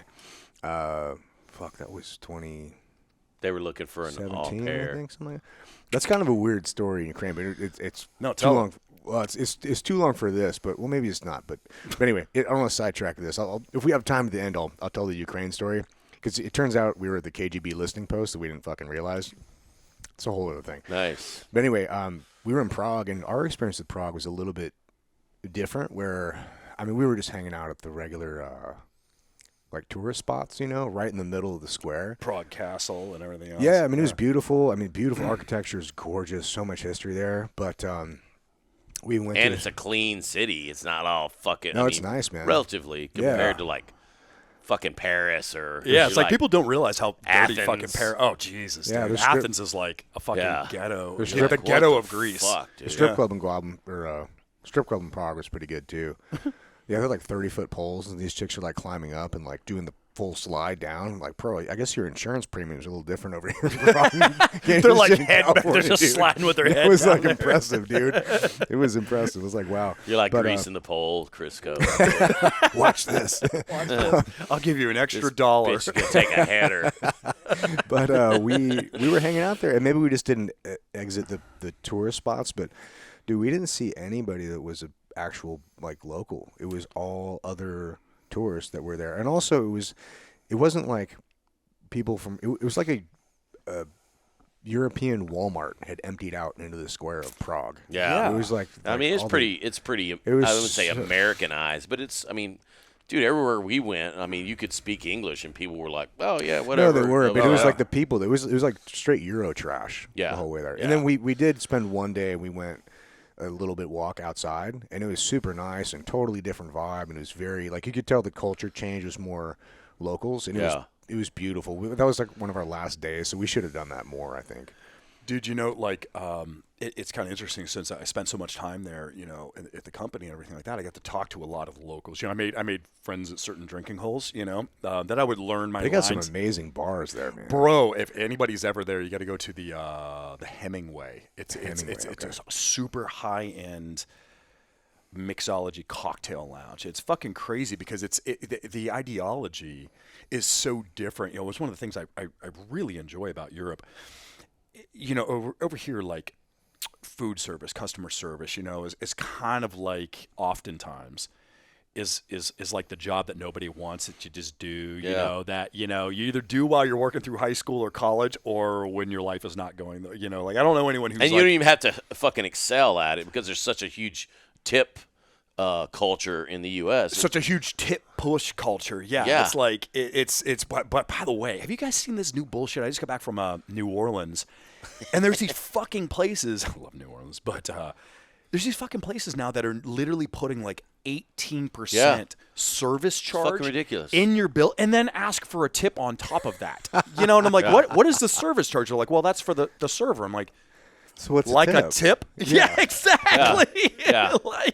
So you're going to. Or they try and bullshit. Oh, let's to defer the cost that we accrue with all of the programs that California. But you're like, Motherfucker, don't blow smoke up my ass. So you're relabeling a tip, and then you're asking me for a tip again on top of that, to try to double. Well, and they put it on there, and then they probably, by law, are under no obligation to actually give that money to the fucking server. That's a good point. So then you fuck the server, or not even fucking him, but you don't tip because you go, I already paid you. I would have left you 20, but you charged me 18. So fuck off. Yeah, exactly. You made me do it, and so now I'm going to do the lowest common thing that I can do. And probably like 80% of the time, people don't even look at their shit and go, oh. Well, also too, so they're getting one over on you. You're getting charged 40%. Yeah. Well, this whole bullshit living wage thing is such bullshit. But it's because but here's why. They should have a living wage, but for specific things. Like if you're I remember being a busser at a golf course when I was one of my first jobs out of high school, and I was making like $5.50 an hour. I mean, granted, this is the '90s, but it wasn't 1945. Yeah. Like $5.50 an hour plus tips. But here, the starting wage at some of these restaurants is like $18-20 an hour, and you get tips on top of it. Right. So it's like, bro, that's why things are so fucking expensive, is because all these people it's a living wage. I'm like, dude, a living wage is different than a starter job. Yeah. Right. You can't afford a 2-bedroom place on a what's it called, the minimum wage. I'm like, yeah, no shit, bro. You should have fucking roommates. Well, yeah, and bro, it's like not to jump off on the fucking tangent of that, but it's you're absolutely right. Like certain jobs in society, and don't get me wrong, there's people, people hit hard situations. Life fucking happens, again, we were raised by single mothers. Yeah. My mom was working food, so because she had to put food on the table. Yeah, grew up on welfare, man. It happens. It does happen, so anybody who's actually going out there and saying, I'll take my pride, I'll take my humility, and I'm just going to do what I have to do to provide for my family or whatever. My hat's off to them and all that. But by and large, those sorts of jobs are starter jobs, right? They're for the high school kid, they're for the college kid while you're getting started in life. You're supposed to raise a family on them. You're not supposed to raise on a fucking being a server at Burger King, you know what I mean? But soon I make assistant manager. Well, and then, we talk about these. Here's something. The perpetuation of lies in society, right? Like one of the big ones you talk about, the living wage, but the whole collegiate system of actually going on right now. You know what I mean? That sort of a thing. Which I'm I've got several degrees and everything else. I'm a huge believer in education, but it's like when people are sold this bill of false goods, where they're like, well, I have to go to college to get a 4-year degree and. Yeah, for what? Fucking in some irrelevant ass topic, and then I'm still unemployable. Now I've spent $200,000 or however much to get a 4-year degree in something that I could have literally gotten for free on Google. And learned. Or is of no interest to you, or of society. Yeah. Like everyone's like, oh, that's cool. You got a bachelor's degree in the history of coffee tables. Yeah. That's awesome. Good for you. If I was, you're fluent in Sanskrit. Yeah, exactly. And you're like, are you going to work at a museum, dickhead? If I was going to start over again and take out the military, if that wasn't part of my plan, if I just wanted to make solid money for the rest of my life, and go to vocational school. 100%. I'd be drywaller, welder, electrician, some kind of construction, something like that. Laying pipe. I love how Kevin can make everything into this whole thing. You're literally talking about vocational, giving a real thing. He's like, laying pipe. Yeah. That's what makes it work, dude. Can I get a vocational Drew and drinking freaking twisted teas and laying pipe? I'm fucking about a PhD. I'm in. I got a doctorate, bro. We're just dispensing life advice here, dude. Of course, yeah. No, but for real, man. Like my little brother's 19 now, and cool ass kid, very talented, very smart. But he wants to do all this, the stuff that he sees on TikTok and the internet. Well, we could do this stuff, and we could do the influencer thing. And man, you totally can. You could also be a fucking rock star. You could also do all this shit. But that's not a good example. He actually can be a rock star. He's world-class guitarist, but that's a different story. But anyway, I'm like, dude, I was telling him, man, if you same thing, if you really want to make money and not have it be taken away for the next 20 years by AI or something, some kind of construction or vocational job. I'll be a welder, fucking money, plumber. Dude. You're gonna make at least $100,000 start. Probably by the time you're 25, a couple $100,000 a year. And if you keep your expenses low and you invest, and then you can parlay that into consolidating construction companies, you can have an 8-figure company by the time you're 30, 32. Yeah. Well, bro, and even on top of that, I've told so many. It's like, and again, that goes back to the lie, right? Like all of a sudden, because I've actually said this to people that are talking about, they're perpetuating the mythology of the bachelor. And by the way, if you want to go to college to be a doctor, to be a lawyer, to be fuck yes, go. I mean, anything needs certification. Exactly, something yeah. like that. But if you're just studying something random because you think that you have to like in some way be successful, The internet, bro. Literally, you're becoming a victim of the system because you're spending all this money to become irrelevant, because you're not actually getting, and then you're going to go work at a Burger King and then need tips and everything and be like, well, I don't make a living wage. It's like, and then you're going to embrace socialism. I can barely afford this 7-bedroom house.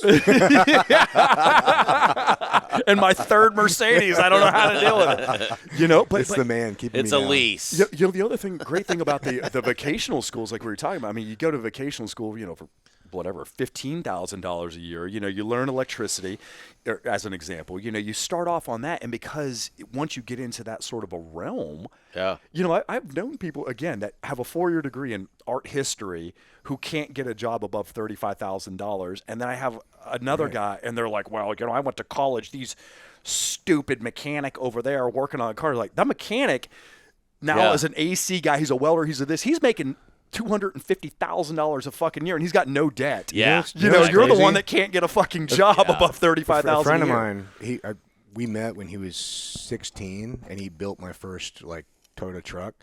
He's been a mechanic his whole life. He's honestly one of the most successful guys I know. Owns dozens of houses, no loans. He owns them. Yeah.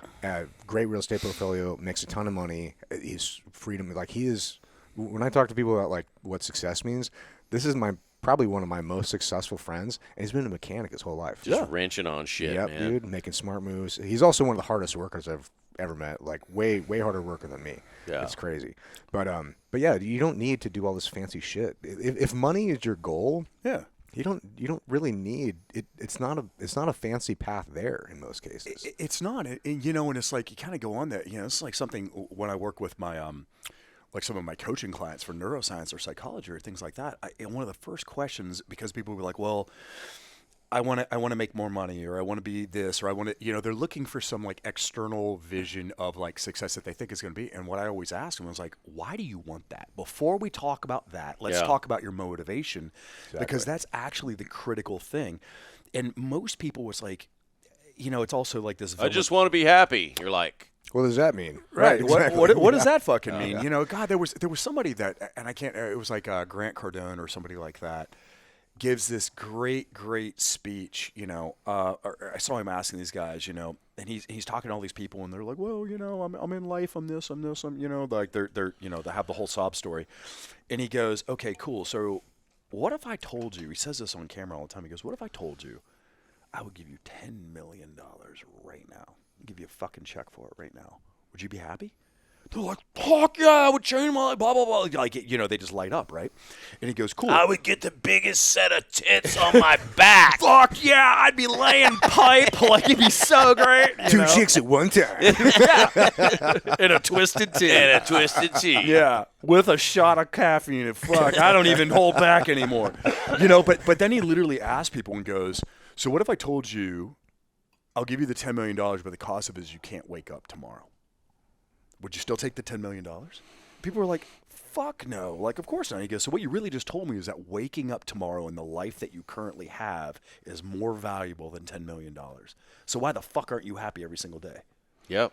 I think it's relative, though. I mean, people. The one good thing that humans, our skill above all, is that we're fucking good at adapting, right? You're good at adapting to being poor. You're good at adapting to being rich. You're good at adapting to hard times, good times, whatever it is.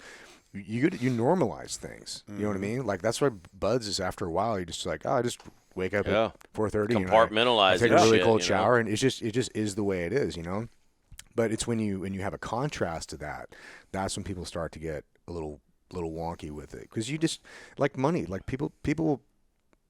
People who made their own money generally have a pretty good anchor for what reality is. But I also talked to a lot of people that are like generational money, and they have no fucking idea what things are really worth. Yeah. Because they don't know the value of money because they've never had to earn it. It's given to them. So like, is a cheeseburger $100? I don't know. Like, yeah. What was it, like Mariah Carey or somebody that was doing an interview, and they were like, yeah, well, you know, your house payment, your electrical bill, your utilities. She's like, what are you talking about? You're like, we don't pay for electricity. You're like, pretty sure you do. Yeah. She's like, no, in the U.S. our electricity is free. They were like, but yeah, that's exactly it. No, They just don't know. bitch. Yeah. No. Yeah. Dude, there was this there's this great freaking thing. I'll send it to you guys later. There was this thing that was floating around on freaking Instagram or something like that. There's these series of shorts, and they do it. It's like Brentwood, Los Angeles, you know, up there, and they literally do this spoof, this comedic thing where it's just like the Brentwood bitch. And it's the trophy wife, you know, was a failed model or actress, you know, now she's like 40 years old, and her whole life has just been being hot, basically. Has no clue about anything, and she's there doing her, like, freaking Pilates and, like, all this. She's like, oh, my God, so listen, I called the Ferrari dealership because the fucking car is broken again, and they said, we're very sorry, ma'am, can you bring it down and we'll fix it? I said, no, come pick it up. You know, like, would you believe that they told me to come bring it down? Like, it's just this whole I just said it was broken. Yeah, I just said it was fucking come get it. You know, it's great. You know, one of the books that you have over there, The Subtle Art of Not Giving a Fuck. I love, one of the biggest things I took away from that was when, you know, the author was talking about evolutionarily, our brains, from a survival perspective, we have fucks to give, right? Our brain has to pay attention to things because that's what it's there for, right? But if you don't give your brain pertinent things to give a fuck about, it will make up bullshit to give a fuck about. But it doesn't make it relevant. You know, it doesn't make it relevant at all. It's like one of the things that, and we talk about, you know, from we were talking about earlier, from like going to war, going to this, going to that, as you realize how much of what people think is important in the real world doesn't fucking matter at the end of the day. And it never does. It's all just fluff. Everything's relative. Everything's relative. You know, like everything's relative. And it's just that, yeah, it's really that perspective. And it's so interesting, like how I mean, relative, yes. And like a lot, again, when we get into a world nowadays where most people are being tutored to stay inside their comfort zone. Yeah. And never go out and get different experiences. Never do this. This is like when I you know, I go out and give talks or something like that. The world's getting too safe, man. It's so safe, and ironically, that makes it less safe. You know, there's because they're not prepared for even minor inconveniences. Exactly, and then it's like I call it the like the ostrich in the head, you know, sort of a thing. Like people would rather live in a delusion where they believe that the whole world is safe, or it's this, that, or the other thing, and paint this false narrative around themselves, and in so doing they actually make themselves less safe because they're denying themselves the chance to develop the one thing. If you accept that the world is inherently neutral, you know, it's not that it's out to fuck you or hates you, but it's not fair. Like I can walk out there and get hit by a car today. Like there's a factor. Shit happens, right? And there's no such thing as being completely safe. And if you accept that, then the next step is to go, well, the closest thing I can be to safe is I can be competent.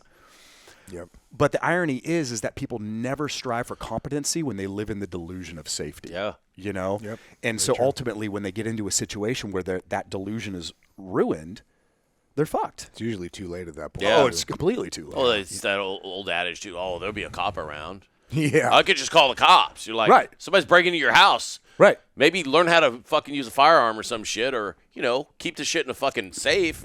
I'm not saying buy 2 firearms, but be able to fucking protect yourself if you live even in fucking Brentwood, LA. Motherfuckers will break into your fucking house. A reasonable level of defense. Yeah. But if you're not fucking able to protect yourself, like calling 911, like those motherfuckers are still like 15, 20, 30, 45 minutes away. And you know, dude, it's really funny, like on that sort of a thing, like that delusion right there, what you were talking about, right? So back a couple years ago during all the riots up in Los Angeles and things like that, I had people from the industry, tread carefully here on air, but had people from the industry that were distinctively minded, you know, Yeah. like very anti this and very anti that. And all of a sudden, I get I got many phone calls, but 2 of them that were hauntingly similar from very different individuals that, you know, are in the industry. And they call me and they're like, hey, Dave, so with everything that's going on, I've been thinking about getting a firearm, you know, like, and I was curious if you... Too late. Well, yeah, you know what the funny part is they go, well, you know, I want to, it's like blows my mind, people's, you know, but they're like, I've been thinking about getting a firearm, you know, blah, blah, blah, blah. And I was hoping that maybe you would have some suggestions. And then if I got one, you would maybe show me how to handle it. And I go, hey, listen, I believe everybody who gets that. I mean, I would say you should learn how to drive a car. And absolutely. Right, yeah. So yeah, if you're looking how to intelligently and safely utilize a firearm and stuff for your protection, I'm happy to help you. I love to do that and everything like that. Just let me know when you get one. I'll send you. And they're like, well, there's a little bit of issue. It's so hard getting one and everything like that. And, you know, blah, blah, blah, blah, blah. And I'm like, well, I mean, that's, you know, the stuff that you voted for. That's the stuff that you voted for. And they're like, well, yeah, but I was curious if, and I'm like, wait, let me be clear. Let me be clear about what's happening here.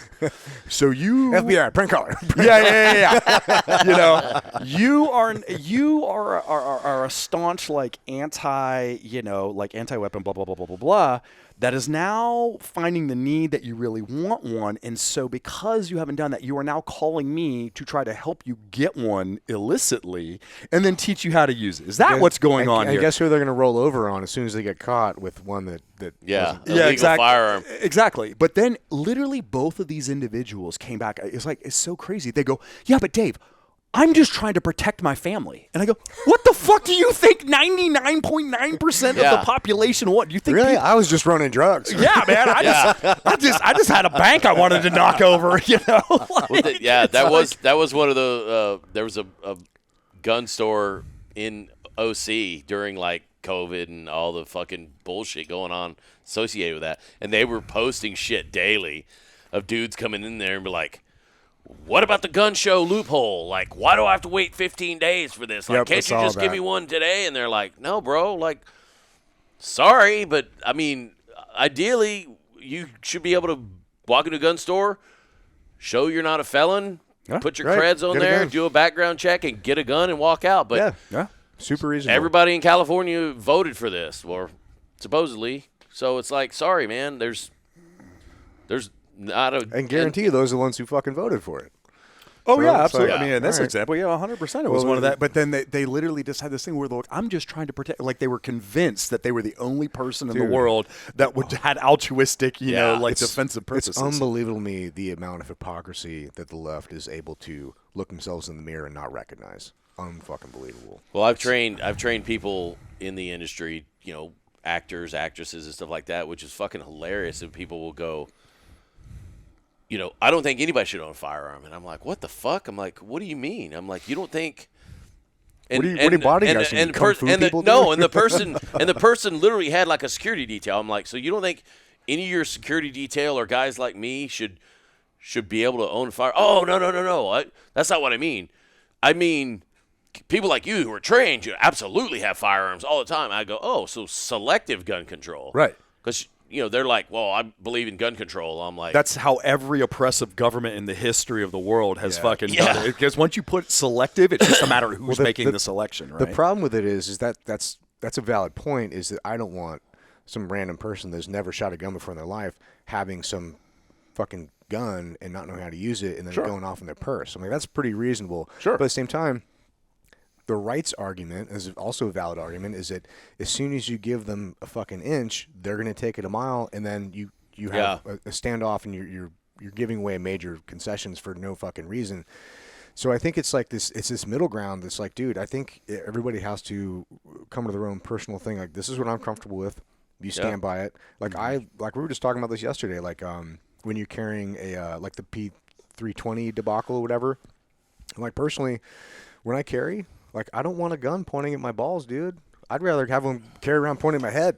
Yeah. Like, I don't. That's why I just cut my balls off, so I don't have to worry about no problem. Yeah, exactly. For safety. Yeah. The SIG 320 unit edition. Don't have balls. This bitch is going to go off. Yeah, exactly. But we're fairly competent people with weapons and firearms. Yeah. Speak for yourself. But we still have these things, and it just blows my mind that people don't think that like there is some kind of common ground, but until it all hinges on the left. Until the left is not so just vehemently against like any kind of firearm, until they come to the right frame of mind where they can accept some kind of reality, which is probably fucking never. And it is. Then you can't give them any inches because they're gonna fucking take it. It's that slippery slope, you Right. know. And I think the right, not trying to play devil's advocate, the right. I mean, we do that to a certain level too, because it's like, hey, they took it this far, now we got to take it this far the other way. It's like the pendulum that you were talking about earlier. Exactly. You know what Yeah. I mean, like Yeah. just shit. Just like people get so scared by whatever's happening on the opposite side that they feel the need to like. I mean, a lot of right? fear of the unknown too, because like with the 100%. whole NFA and legalizing suppressors and shit. Now everybody's like, oh great, now we're not going to hear any guns going off, and like these people are going to be strapping suppressors to the guns, just like killing people indiscriminately, sniping people. We won't know what happened. You're like, no, it actually you're going to be able to go to a fucking gun range and not have to put fucking 2 levels of fucking ear protection in your ear. You can actually hold a conversation with somebody, or various other shit. It's mostly ignorance, man, and most of the ignorance on that topic is from the left because that's not their forte. They don't know that world, and just like I'm not gonna have an opinion on something super far. I'm not gonna have an opinion on interpretive dance because it's not my fucking jam. Like I don't know what are the regulations on interpretive dance. I don't know. if I don't there care. are any. It's not my jam. It's interesting because I mean I've taught so many courses, and I mean same thing I'm sure like Kevin has and all this with just people that have never had experience with weapons or anything like that, and it always amazes me I don't know where, I mean like we get off on that rabbit hole, but I always open up every single class and I sit there and I say, hey, listen, here's the thing, I won't make fun of you, seriously. Who has ever had a question about a gun ever that they've just never always wanted to know about, like, or something like that? And I'll always get somebody that will say, is it true it can just randomly go off? Like, does your car just randomly start? And like people, because they get in that scared thing, they would rather assume, like the horror. Well, I heard somebody had a gun in their nightstand and it just randomly went off and shot him in the head one night. I'm like, what? No. And it's just like, I'm like, it's not a malicious piece of metal. It doesn't have, it's not Chucky. Yeah. Okay. It's a tool. It's a tool. A hammer doesn't randomly build a house. Right. Exactly. Yeah, exactly. But it's just crazy. It's just wild. Was this class you talking about one of the like a gun class, or is this a psychology class? Which class do you mean? The class you were talking about, the people asked questioning. Oh, that was a gun class. That was actually a gun class when I would go out there and I would like teach a range or something like that, and I would have like first time shooters that would come out. And what's actually interesting is I've taught classes for a number of reasons, either for charity stuff or for the Navy SEAL Future Foundation or whatever, other charities and things like that, where they would auction off a day at the range or something like that, and and there'd be people A day with a SEAL. A day with a Navy SEAL sniper or Straight Dave, to basers. Yeah. But yeah, so I would always just open up the class like with that sort of a thing. On the other hand, and this is something that I tell people, and then a lot of times for some reason people are surprised by this, but the first time I saw it, I was too, and then when you think about it, it makes total sense. When I was teaching classes years ago, the lion's share of my students were women. Women. Yeah. Were women. And it's like when I tell that to people, they're like, I thought it would be dudes. I'm like, no, it was actually in a self-defense class. It was women, and people were like wondering why. And then I was like, it's a great equalizer. Exactly. I'm like, dude, when Dude, when if I was 5'3", 130 pounds, I would for sure be hot. carrying all the time. I mean, if they didn't look like you, and they were actually, I'd be so scared to go out in the world if I wasn't like a competent physical man. No, you'd be a whore. listen, Have a sign in your back, like, Listen, dude. stuff these holes. yeah, like he has that now. Okay, like don't fucking limit Ain't him. stopping Like, me. yeah, don't have this shit if he was this, But it really, it's like I've thought about it. I was like, oh yeah. I mean, I'm sure you guys are the same. I legitimately, you know, I'm like 6'1", about 210 or something like that. I'm not quite as fucking monstrous as you, but like I literally have, I cannot ever remember a time when anyone has ever even looked at me fucking side, like walking down the street. Like it just doesn't happen, you know. But then exactly that. I mean, it's like I don't technically need a gun to walk around all the time. Yeah, exactly. But when you're 5'2" and hot or something like that, like it's the thing. Right? One of our employees, she's like 110 pounds. She's very, very tiny, very competent person. She's our director of operations. She's awesome. She's a gangster operator. But man, she's super tiny and she's pretty left. And we took her to the gun range. She's like, you know, hey, doesn't want to do it. But I was give me that fucking Desert Eagle. Give me the shotgun, fucking double barrel, both. The funny thing is too, she's pretty like aware. Like she is on the left. She's also a very like even keel, like your common sense person. I've had this conversation a couple of times there. I'm like, man, if I was your size, I would be carrying all the time. Of course, you know. I'm like, of course. One of the only reasons I don't is that like I'm fairly competent without a gun, but I still carry, not all the time, but a lot of times if I'm going somewhere where I think it's like, you know, somewhat reasonable or out in public or I have things, it's not to protect me so much because I'm capable, but to be that person that's able to protect others. That brings up a fucking really good point with, you know. Did you guys see that fucking guy in getting his face stomped? Him and his girlfriend? No, I was talking the guy who stopped. No, the guy who stopped the mass stabbing. I heard about it. Oh, yeah, in like Walmart or some shit. Yeah. But there were some dudes like yesterday. I was seeing on like Instagram it was this dude and his chick just getting jumped. Yeah, but like 15, 20 people getting their fucking skull fucking stomped in. I was like, God damn, dude. And you know, that's the weird thing with, you know, when we get out and we go to the VA and get our ratings, like, oh, he's hyper vigilant and he's you know, he's like he's PTSD. He's hyper fucking. Yeah, it's like, no, I'm just aware. You're just aware of the bad shit that can happen. Right. And exactly. Dude, it's more. I'm more aware when I'm out with my fucking family. I'm like, I don't. There's times when I don't even think of carrying because I'm just by myself. Mm-hmm. And the wife, of course, would fucking clown me. Like, anytime I go to a fucking movie, I'm like, ho-ho! Click. Strapped. There's so many theater shootings and shit. And I'm like, how much of a fucking shit bag no one's would taking I my feel fucking like? popcorn. Freeze, motherfucker! Yeah. Are those red vines? Fucking give me that shit. Get your hands on my fucking sweet tarts. You know? Yeah. But, dude, I think of that all the time, of how how bad would you feel if you did get in an altercation and you didn't have your shit. One of your family members got fucking seriously injured or killed. Yeah. And then you got to live with that shit for the rest of your life. I mean, you'd be like, God damn, I'm kind of a fucking bitch right now. Yeah, exactly. I mean, like if you literally sit there and, you know, and dudes like us or whatever, we spent a large amount of your life training and you know, and taking that, you know, warrior ideology, that lifestyle, and then all of a sudden when the time that it arguably matters the absolute most, when you least expect it, you miss you're left with your balls in your hand and you're like, fuck, dude. Like, it's 100%, man. 100%. But what do you guys think about taking a break? And then I want to get into the psychology stuff that you've been doing and that we talked about yesterday. I want to dive into that because that's super fucking interesting. We'll take a break. We're back. We all clap at the same time. The editor's like, Kay's going to hate us. Like, what the fuck? Dude. Does Kay do the editing? Sorry, Kay. All right, so we're back. So when Dave and I were talking yesterday Dave, you need to go take another piss real quick?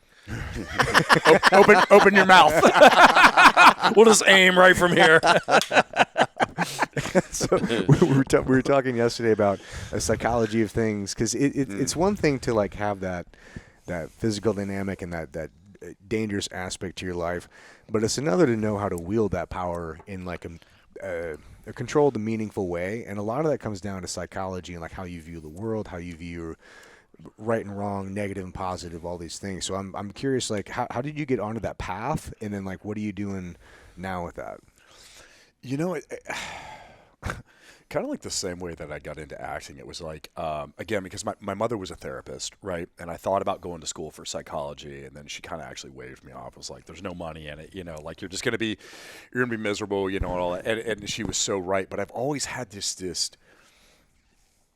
some people love studying like mathematics and the science because it's, the flow, which I do as well, but it's the flow of the universe, right? Like being able to find a math formula that'll calculate, I look at psychology as the exact same way for human beings, because really, I mean, taking away gravity and all that sort of stuff. I mean, one of the most powerful things that we know of in the entire universe is the human mind, because it guides everything that we do, right? And if you think that, at least for our planet, we're the dominant species that's here, so the way our brains work is what develops nuclear weapons or does this or does, what I mean? So really understanding people and their drive and how the brain works is really to also understand how the world works, in a lot of ways.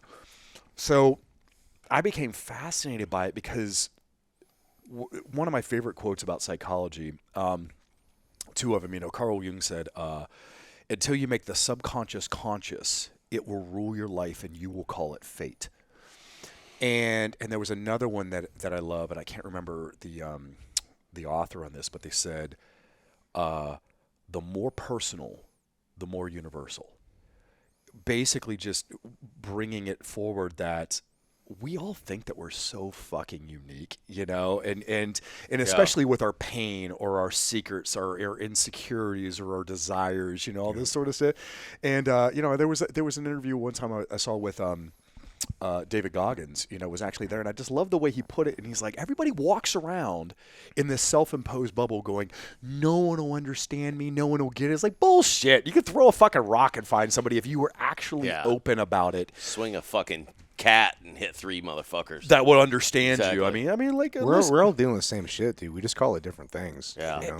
When I was in 100%, when I was in theater school, one of my teachers, Jade, all the time he would break it down. We'd be doing these huge scenes, or we'd be doing a play or something like that. And he would always break it down. He'd stop talking about scene motivation and this, all this other sort of stuff. And he goes, Dave, what does the child want? And I'm like, what do you mean? He goes, the Boob. Fucking inner child. Yeah. Boob. Nap. Boob. A nap, dude. A nap. Yeah. But it really does. It goes to this whole thing of, and his whole point is like, what does the fucking inner child of this character want? Because at the end of the day, as human beings, when we're adults, we predominantly, actually internally, we want the exact same thing as we wanted as a child. We want to be loved. We want to be safe. We want to be understood. Maslow's needs. Yeah, exactly. But just the way you're like, as a child, we we throw a temper tantrum and hold our breath and fucking on the floor. I still do this, by the way, but but we do that on the floor of the grocery store. As an adult, we buy exotic cars, we have affairs, we do this, we do. Why? Because we wanted love. You know what I mean? Because then we thought that was the way. So it's like our internal drive stays the same. Our external mechanism of how we meet that need is largely what changes. And so when I got into psychology of just understanding that, and again, like kind of going up through the level system of understanding, how to talk to, start doing intel gathering and start doing this, and all that sort of stuff, and understanding these mechanisms in most people's brains, unless you are legitimately a no shit psychopath or antisocial personality, where your brain is just wired differently, there's these core mechanisms of everyone's brains that we pretty much all have through tens of thousands of years of evolution and all that sort of stuff.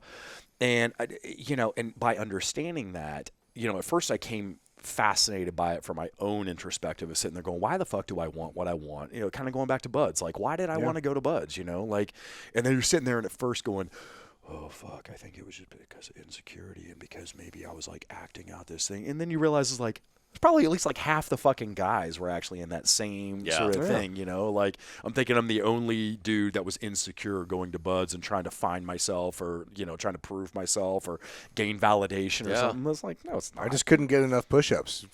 Yeah, exactly. You just weren't big enough, That was it. Yeah. It's only rough. Yeah, exactly. I just fucking loved cold water. But yeah, so it's like I kind of got into it from that sort of a perspective. And then I realized once I started studying how it's just like a ripple effect when you really start studying the way that the brain works and psychology. It was like seeing a little bit behind the fucking curtain of life into social dynamics, and it made me more effective in literally every single thing that I possibly did, both from an introspective and from an external perspective. so yeah, I think that was a large amount of it. And then as I started going through it, I just got more and more and more interested in it. And then a couple years ago, it's funny. So I was always just ravenously, just reading books like what you were talking about and putting it into practice with myself. And then I became like the go-to psychology brain nerd that all of my buddies would come over and be like, "Hey, Dave, it was actually like a joke." Why did I shit my pants? Yeah. My chick doesn't like it when I cheat on her. Why do I have fantasies about my mother? Sort of a thing. But you just become like the guy, like sort of a thing. But it was funny. I always had like this imposter syndrome because I wasn't a PhD, or I'm not a PhD or any of that sort of thing. But it was really funny. So I would always have all these buddies that are doctors of of whatever the case is, and we would always wrap psychology and all that. And eventually it just kind of came out, and I kept getting more and more people pushing me like, "Dude, you should actually be teaching this stuff, or you should start taking on clients. You should do this, you should do that." And it was funny, but of course I have the imposter syndrome, like, I don't fucking know that, but whatever sort of shit. And then so one day I actually threw it out there, finally started entertaining it. So I reached out to a couple doctor friends of mine that do this stuff. And I remember I asked one of the guys, it's the difference of how we perceive ourselves versus how other people perceive, and I bring it up to him. I'm like, "Hey doc, so, I was thinking about doing this, that, and the other thing, maybe actually doing some actual coaching and everything like that about, what do you think about that?" And he goes, "Yeah, I've been wondering why you didn't do that." There you go. And some good validation. Yeah, but it was funny. And I go, "Really? Why?" And he goes, "You ever notice when I'll text you and ask you questions on something?" I go, "Yeah." He goes, "I consult you at the same time I consult the other PhDs I know." And I'm like, "Really?" He goes, "Yeah, why do you think I fucking ask you those questions, dumbass?" And I was like, "Fuck, dude." He's like, "Yeah, you should actually go get like certified and actually study it from a collegiate thing, do your thing, and then I'll start referring clients to you." Oh, that's awesome. Sort of stuff. So that's kind of how we like fell into it. And I went out and ended up doing certification for neuroscience, cognitive behavioral therapy, neuro-linguistic programming, developmental psychology, and relationship psychology. And now I'm actually doing psychedelic-assisted psychology as well. That's therapy. interesting.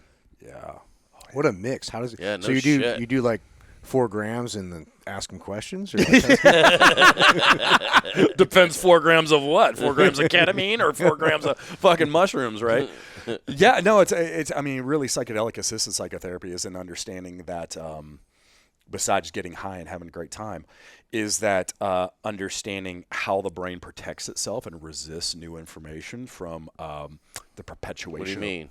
Who Who you calling psycho? Fucking shut up, bitch! Fucking, I'm fine. I got it all figured. Like, it's talking to the guy. He's like, yeah. Well, it's crazy, because it's like, our brains want to figure out the way that it is, right? Like, what are the rules of the world? Because our brain's predominant job, besides looking at cat pictures, in boobies and whatever else, cat boobies, is that in figuring out its job is to predict, is to be able to help you to survive, to procreate, to reproduce and procreate the species, right? Pattern recognition. Right. So your brain's job is always to figure out, where are my threats so that I can predict behavior and predict the rules, that if I behave in a certain way, if I know the rules, I can behave in a predictive way that'll increase my survivability so that I can fuck and have a baby and procreate the species. Like, it's the basic biological drive of everything. But the interesting thing is that most of these rules are completely fucking made up by our brain. They're completely arbitrary. Which rules? What do you mean?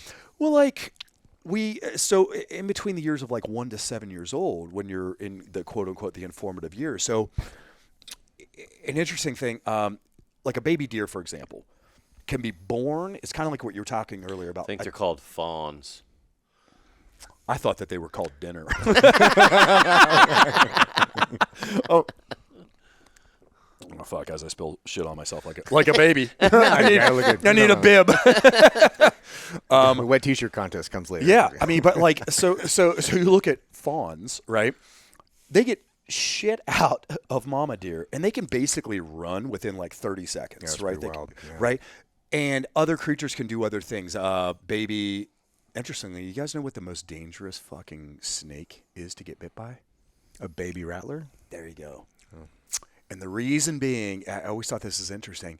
The reason being is because when a baby venomous snake is born, I don't think it's just rattlesnakes, but any of the venomous, like baby serpents, they're born, their venom is the same potency and toxicity as the adults, and their venom glands, while maybe slightly smaller, are very close to the same size. But what the baby doesn't know is perspective.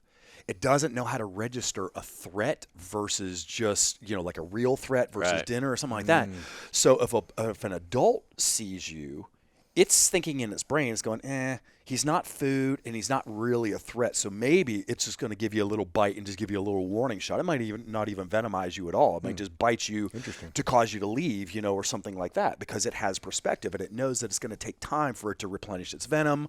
If it doesn't, if it doesn't work with you or whatever, it's going to be left, essentially defenseless and vulnerable to another threat or something like that. But a baby doesn't have that thing. So all of a sudden it sees you and it goes wham, and it dumps all of its fucking venom into you. So you have a way higher chance of actually dying from a venomous bite from a newborn snake than you actually do from an adult on that sort of a thing. Again, it's like back to the perspective that we were talking about, and just from that life. But humans, so everything is born with the ability to survive. Right, in its environment. Except humans. Except us, dude. Yeah. Right. Well, but interestingly, our way of survival is our brain's programming.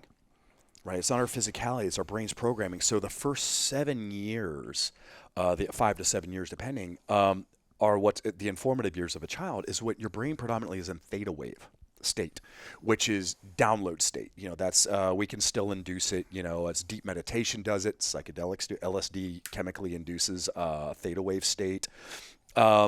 Jackpot. Bam! Woo! Perfect. Take it all the time, right? But that's the way that our brain does, and it's literally in constant download. That's why, like, children, when they can just absorb 5 languages at a fucking time, But as an adult, you're like, what? Fucking can't order a Espanol. Yeah, exactly. You're like, yo quiero una burrito, por favor. Like some shit. But yeah, you get into that sort of a thing. So our brain's ability to adapt and learn and all of that. But the thing is that because we lack perspective, our brain tends to make presumptions about everything. So all of a sudden, and because our brains are also 5 to 7 times negativity biased for the autonomic nervous system, naturally. That's why it's way easier to have anxiety about something that might go fucking wrong rather than sit back and go, is that even close? So you weight the negative higher in your mind? Is that 5 to 7 times. Wow. Your brain naturally weighs threats and negativity and things 5 to 7 times. That makes sense from a survival perspective. Exactly. It all makes sense from that perspective, right? Because if you sit there and go, well, one fucking thing may go wrong. It's like, dude, that's not even realistic. And look at all the shit that might go right, People are like, but kind of, sort of, no, Yeah, it's 5 to 7 times negativity biased naturally, your nervous system. And could have used some of that when I was deciding to date a stripper or not. Where was my fucking brain on that one? Oops. He was cool, though. Yeah. and a great kisser. Yeah, an ass like a bowling ball. Fuck, yeah. But so all of a sudden your brain will develop all these like beliefs, right, that are largely tailored towards negativity and scarcity that's designed to protect and keep you safe and alleviate pain, so all this other sort of stuff, right? And then on top of that, we also don't have the ability at 5 to 7 years old to differentiate what we caused versus just what it is, right? So all of a sudden, we sit there as an example, we're 5 years old and mommy's non-responsive to us, not supporting us, not giving it. All of a sudden it goes, oh, I must have done something wrong. I'm never going to be safe, and this is what love feels like. I'm not worthy of love because the person in your brain, your mom in this example, that's supposed to be giving it to you, isn't. Right. So all of a sudden, I'm not worthy of love. I'm inherently unlovable, and I'm not this. Never occurs to you, no, your mom's just a fucking crack whore, and she's sick. Yeah. Like you didn't do anything. Or she's making dinner. Right. Exactly. It's just something like that. But all of a sudden, What is that immediate need for verification type Wait, shit. so you're saying that the child thinks that most things are their fault, or doesn't correlate that some things might be their fault? It thinks most things are their fault. So it's the opposite of a woman. Exactly like that. Yeah, we don't develop that ability, like that awareness externally, because again, from social survival perspectives and things like that, we tend to take things harder on ourselves immediately, like as a young child, and we don't learn that differentiation. We're like, no, this shit's not all my fault. They're just a fucking asshole, or they're just whatever. We don't get that until later on in life, That would explain why you always think everybody's fucking with you as a kid. Like, everybody's looking at me. Right. Nobody likes me, blah, blah, blah. But the thing is we don't, who was it? Everybody's going through that. Yeah, exactly. There was a psychologist who was like, you'll stop worrying about what other people think of you when you realize how seldom they do. Yeah. They're always thinking about themselves and what people think about them. They're not fucking worried about you. I still have to tell myself that all the time. I go to the gym and I'm like, fucking people are looking at me. Well, sometimes people are, but that's, I don't know. Well, why wouldn't they? I mean, they've seen you and they're only human. Ooh, that's a different reason. Yeah, exactly. They're making fun of my chicken leg. It was $4.55, goddammit. Fucking assholes. No, but that makes sense, man. I think everybody struggles with that, dude, even as a child for sure. But I think a lot of people, I mean, this is something that I like to think of myself as a relatively self-aware adult. But this is still something I have to. Right. Thanks, Freud. Most people do. But even with like all my supposed awareness and experience and shit, dude, this is something I still have to constantly remind myself. I'm like, dude, when I'm feeling like, oh fuck, people are looking at me, I'm like, number one, who fucking cares? Yeah. And number two, they're probably fucking not. They're probably not. Doesn't matter. It's projection. Most of the time, it's projection from our internal thing. Like we're seeing there. You guys, and by the way, because the brain is 5 to 7, and you're fighting the autonomic nervous system and all this. I was talking to Dr. Andrew Huberman one day. We were working out at Gold's and everything. We were talking about literally this thing, and he was laughing. He goes, "Dude, I teach this shit all the time, and I have to fucking remember it." Like he'll be all of a sudden, it's easy to talk about it and everything when you're sitting there, and then you get into an emotional state. You're there, no matter how knowledgeable you are. All of a sudden, the stakes get elevated. Right? You're with somebody that you care about, or a big job, and all of a sudden, your brain goes to the negative place, the 5 to 7 times, and you forget everything, and you go, "Wait, I know this. I know this isn't fucking true, but fuck, it feels true." I would imagine that's highly correlated to the imposter syndrome too. Oh, absolutely. Yeah. Absolutely it is. It's all of that stuff. Like, literally like sitting in a restaurant with my daughter, like one of her friends, and we're sitting there. It's like a fucking bar, sports bar. Okay. I like that you took your daughter. No. Okay, it was Chuck E. Cheese and you snuck in liquor. Yeah. No, but we're like sitting there and give you a for instance, they kept looking over their shoulder, and there was a kid, like a table full of boys, that they're like, that kid was in my English class, or they're talking about the kids that go to school with them, and they're like, why do they keep looking over here at us? And finally, I hear him like say it, and I go, there's a fucking TV right here. They're not looking at you. They're literally staring at this fucking race that's going on. It must be me. Yeah, and both of the girls are just like, oh, my God, we feel like such morons. They're probably a little disappointed when they found that out, though. Yeah. Mm-hmm. Well, like the dude who he's like sitting there licking ice cream. Totally. And then the chicks they're like, oh, my God, this guy's just – and he's just like – right. And then, they're all like blowing kisses and shit to the dude, and then finally he fucking stands up and puts on a pair of dark glasses and has like one of those cane or the poles. The dude's blind as a fucking bat. Yeah, and they've all been like making eyes at him and blowing kisses and shit because he's just enjoying the fuck out of this fucking ice cream cone, and chicks are just like, oh. Have you guys ever heard of the? Ever heard of the belief cycle in psychology? No. So it's great in that psycho-cybernetics book. I got to read that, man. Oh, dude, it's so good. Dr. Maltz, he talks about it. Because the brain's a predictive engine, it's smart enough to know, but it's typically a subconscious drive, meaning you never consciously acknowledge this. Your brain knows that the best way to predict the future is to create the future. So oftentimes that's why you see people in repetitive cycles throughout life, right? Like relationships, you see it all the time. They're like, I always fucking date assholes. It's like, well, because it's familiar. to you, and your brain know better the devil you know, because the unknown is scary and inherently fucking unsafe. But even if you have because your brain doesn't want you to be happy, it wants you to be safe. Unfortunately, right? Yeah, that's a good point. So your brain's thing, even an uncomfortable known, is better than an uncomfortable, or excuse me, is better than an unknown, potentially something else, right? Well, and your body's naturally going to piss on it 5 to 7 times more. Exactly. So it's all of that. So it's better the devil you know, right? According to your brain. So they've done so many incredible fucking studies about this. So what people do is they'll have an internal belief, and then your brain, what you look for, you will find. So when you believe something, your brain will look for external validation for your internal belief. And mind you, your brain also doesn't differentiate. Like your brain can't process a negative.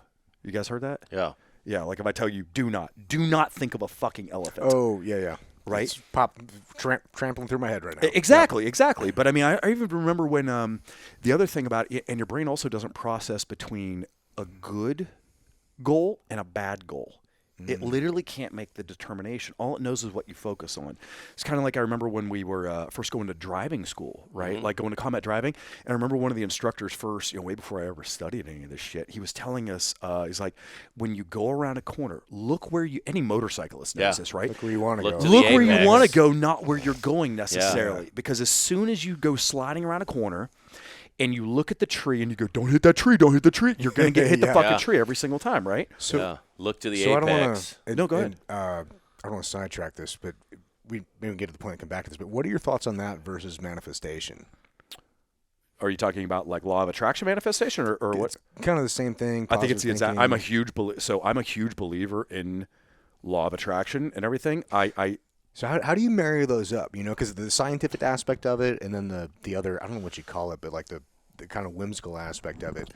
And I personally feel like there is a scientific aspect to it. There's anecdotal evidence that is undeniable, but also too. I just got a hard on that you used the word anecdotal. But anecdotal evidence at the cutting edge of everything, it's all anecdotal. See it from here, 100%. Right? So same with like physical fitness. The guys who are doing the cutting edge of physical fitness, it's all anecdotal evidence. It's not peer reviewed studies. You know what I mean? Right. And I feel like the same thing is most of the things that people are really interested in, the people who are doing the real work on the far end of it, is driven mostly by anecdotal evidence. And once it becomes big enough that then you get the studies and whatever, then it goes mainstream. But fuck, now I lost my train of straw. Dude, I'll just jump in. I mean, yes. So I think with the anecdotal evidence, I mean, you even see that with things like there has been, dare I call it, like wisdom throughout the human. Like take meditation, for example, right? Yeah. People have been practicing fucking meditation for thousands and thousands of years before the science that we now have. I mean, like our modern, this is another thing that it blows. I mean, don't get me wrong. I love science. I'm all about the science. But when people take the science from a completely, let me say, like a detached or almost like a closed-minded sort of a thing, where they're like, well, science can't fucking explain it right now. Blindly trust the science. Right, and if science can't explain it right now, that it doesn't exist, I'm like, dude, did fucking electricity exist 200 years ago? Yeah, well, we didn't have the science to fucking explain it back then. Like, it still fucking existed, right? We had radio waves in the sky way before we ever discovered radio waves. We didn't all of a sudden create them. We just discovered that fucking they were bacteria. Exactly. How's this motherfucker getting sick? Exactly. Cut his arm off. Fuck it. Fuck it. Like, dude, maybe feed him some of this shit made of these orange peel laying in this petri dish. It'll be better. So I agree with you. I think my personal belief, when you talk about manifestation, from like quote unquote law of attraction or all that sort of stuff, I actually believe I very much believe in it, and I think it is one day science will have more of an explanation actually for it and things like that as of right now, but there's still like an intuitive sort of an understanding and an observation where people go, wow, this is pretty fucking crazy. Now the cool thing is what you were kind of going back earlier, developmental psychology and basically developmental psychology and a lot of positive thinking or things like that is literally the exact same mantras as law of attraction. Yeah. There is no separation. Kind of prayer too, the same thing. Prayer, exactly. Yeah, all of that. Well, I mean, there's an incredible book called by Dr. Joseph Murphy called "The Power of the Subconscious Mind." And Dr. Murphy was a great psychologist. Have you read it? No, I haven't. Sounds good. Have you read it? He doesn't read anything that's not like a fucking like a Hooters magazine. Yeah. Or fucking, Penthouse letters. Penthouse, coloring Barney. He's got fucking coloring books. Like if he has Barney with like boobs, he's fucking great. So Maybe a mortar tech manual. 40 millimeter, Fucking- 60 fucking millimeter fuck- mortars. Fucking how much horsepower does this car make? Like Yeah, fucking the exactly. motor trend, you know. But Dr. Murphy actually talked about this. And Dr. Murphy was he's a great psychologist, but he's actually a staunch Christian as well.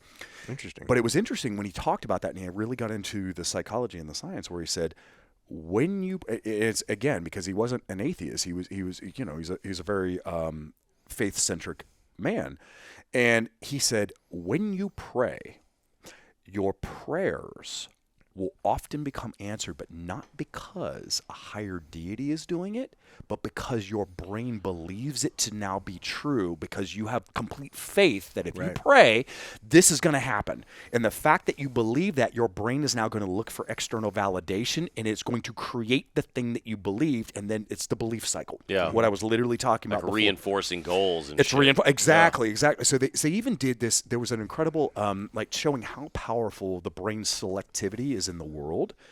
There's been countless fucking studies about this sort of thing. But two of the ones that I think are so interesting, and they were done recently. There was a psychologist that I can't remember her name right now, but they did this study, and they asked the control groups, and they said, one question: do you consider yourself lucky? Yes or no? Right? That was all they asked the people. And then they gave everybody a newspaper. And on the newspaper, they said, okay, we've gone in this newspaper and we've hand-drawn a bunch of fucking X's in here. I want you to go through the newspaper. Trying to hold my hand? Absolutely. Yeah. At least he's honest about it, you know? Fag. Just wait till the cameras are off. All right, hey, can we take a break? I'm not real good at delayed fucking reward. Yeah. So they said, hey, go through this fucking newspaper and count the number of X's that are in here. Right? That's all we want you to do. And I was like, okay. Well, what they didn't tell anyone was like on like page 3 at the top right-hand corner, there was a fucking box that said, stop counting. There's 42 X's in here. Over 80% of the people that describe themselves as lucky saw the box. Less than 10% of the people that describe themselves as unlucky saw the box. Their brain literally ignored it because it didn't fit the story and the image that they had of themselves. Kind of looking for opportunities, or Exactly. Like if you look for opportunities, you'll find fucking opportunities. If you look for fucking setbacks and failures, you will find setbacks and failures, right? Yeah. It's the reinterpretation and the viewpoint of the external world that actually goes around from that. And I think that that's one of the core things of what manifestation is really all about. If you have the opportunity, for example, if you're sitting there, you know, as somebody and they're like, I'm trying to manifest success in the life or a career that you want or like something like that or whatever the case is. And all of a sudden you really get to the point where you can visualize it for yourself. It feels good for yourself and you believe that this is true. Your brain's going to start looking for opportunities to make that realization fucking opportunities. Yeah, exactly. All of a sudden things that were setbacks or whatever the case is, you'll find, and maybe it's fortuitous, all of a sudden where you're sitting there going, oh, so-and-so, I just met this person now. That's a fucking sign that, you know what I mean? And your brain will buy off on it and you will continue through it. I remembered what I was going to, what I forgot, was basically, so I believe in this just in countless instances in my own life and talking with other people that all have similar experiences. So I'm like, hey, this, mathematically, there's no way this is not true, right? Mm-hmm. But on the other end of the spectrum, there's so many people that are just like, oh, well, I just manifest it. I just believe it. I just think it. And it's like, but they don't do the fucking work. Yeah. They don't do the fucking work. Yes. And they're not willing to do anything to achieve their goal. They just like, well, I deserve it and I'm thinking about it, and like as if thinking about it is a job. I'm like, no, these are opportunities that present yourself, but there's no way to achieve that goal without doing the fucking work. Nothing of value is handed to you without some kind of expectation of like, you know, or work or dedication. Dude, it goes to this thing where, you know, like kind of that's such a great thing. I mean, I think that is one of the things with the saturation of manifestation, law of attraction into common fucking society now, and it becomes People think that's all they need to do. Right, and it becomes like a Reader's Digest, like sort of a thing, right? You know, I teach people about the, you know, like kind of, and it goes to this thing. We were talking about Prague earlier, and I think that this is, it's certainly a modern day thing. I would imagine, because we have gotten into this point, and neurologically is very proven, you know, with fucking phones and Instagram and this. Speaking of which, I'm going to turn yours on vibrate. Yeah, thanks. I don't know how the fuck that happened. Is that still on vibrate? What's that? Okay, it's on vibrate now. Yeah. Now sit on it. Weird. My fucking grinder keeps going off in here. I don't know what's happening. But like, We got to get this guy a refrigerator box. it's this thing where, you know, we were talking, I think it's all these things kind of boil together. We were talking about resilience and adversity and all these sorts of things earlier, but we also know that our brain's fucking lazy from a survivalistic, you know, keeping calories, staying safe, any of this sort of stuff. And then, you know, the fact that our brains will, you don't rise to the level, you know, like we talk about all the time in the teams, right? You don't rise to the challenge, you drop to the level of your preparation, right? And you know, we know that that's fucking true. Muscle memory, right? You know, train how you'll fight because you'll fight how you fucking trained. All of these sorts of things. But that takes work, and people so often nowadays are looking for the quick fucking fix, right? Everyone wants the get rich thing. They want to have the cookie without the fucking hardship. So frustrating, dude. It really is. And again, from an evolution. Because the answer is easy. Like, do the fucking work and you'll get the outcome. It's a recipe. It is a recipe, but and again, when you go to that negativity bias and all those sorts of things and the survivalistic, you know, evolutionary biology and psychology, it makes total sense why people would want the easier fucking option, right? Well, you know, want it. It just doesn't exist. You want it, but it doesn't exist. Right. Exactly. So you get these people that go into, you know, manifestation or something like that, and they're sitting there going, all I gotta do is believe it's mine, you know, but really, I can be a real boy. I can be a real boy, you know, like, you know, and it's the shocking thing where, you know, and people do this thing, and they literally just use it as a knee-jerk excuse to basically justify laziness and to act. They want the psychic. They want to feel like they're doing something, but they don't actually want to do anything, right? You know, it's one of those things where all of a sudden I may be sitting there and I may be, you know, maybe I have a vision for myself and I'm like, oh, you know, like blah blah blah. I want to build this business. I want to do this, or you know, I want to get wealth, or I want to, you know, whatever it is. And then all of a sudden, when people are like, you know, Ryan gives me a call, goes, hey, bro, you got this idea for this new business. Do you want to come down here and like chat about it or something like that? Instead, people were like, well, I'm going to manifest it. No, I'm going to manifest it. It's like maybe the fucking phone call was part of the, right. You know, Dude. like we do live in a world. That's kind of how God works too, man. It's like you pray for these things, and then there's that old joke about like there's this person that's in a stranded situation, like a flood or something. Like, I was praying to God for help, and then all these people come up and try to help them. Like, no, I was praying for God for help. And then they die. And you're like, man, what do you like? I prayed to God, motherfucker. Yeah. I sent you help. Yeah, I sent 10 motherfuckers in boats to a fucking deserted island. Like, nah, fuck it. I'm gonna wait for God to save me. You're like, I always heard that's not how God works. Listen, dumbass. There was a story about that. You know, like somebody, you know, just the joke where somebody goes, you know, they go to sleep and they have a dream at night, and some spirit tells them all of a sudden, it's like, you're gonna win the lottery, and you're like, You got to buy a fucking ticket. yeah, exactly. It's like after like the 10th time that they're told that, nothing happens. They go, no. It's like, buy a fucking ticket. Yeah. You know, like, hey, moron. Well, but that is a fucking important cog in the wheel, because I mean, I remember even back when I was in like first phase and shit.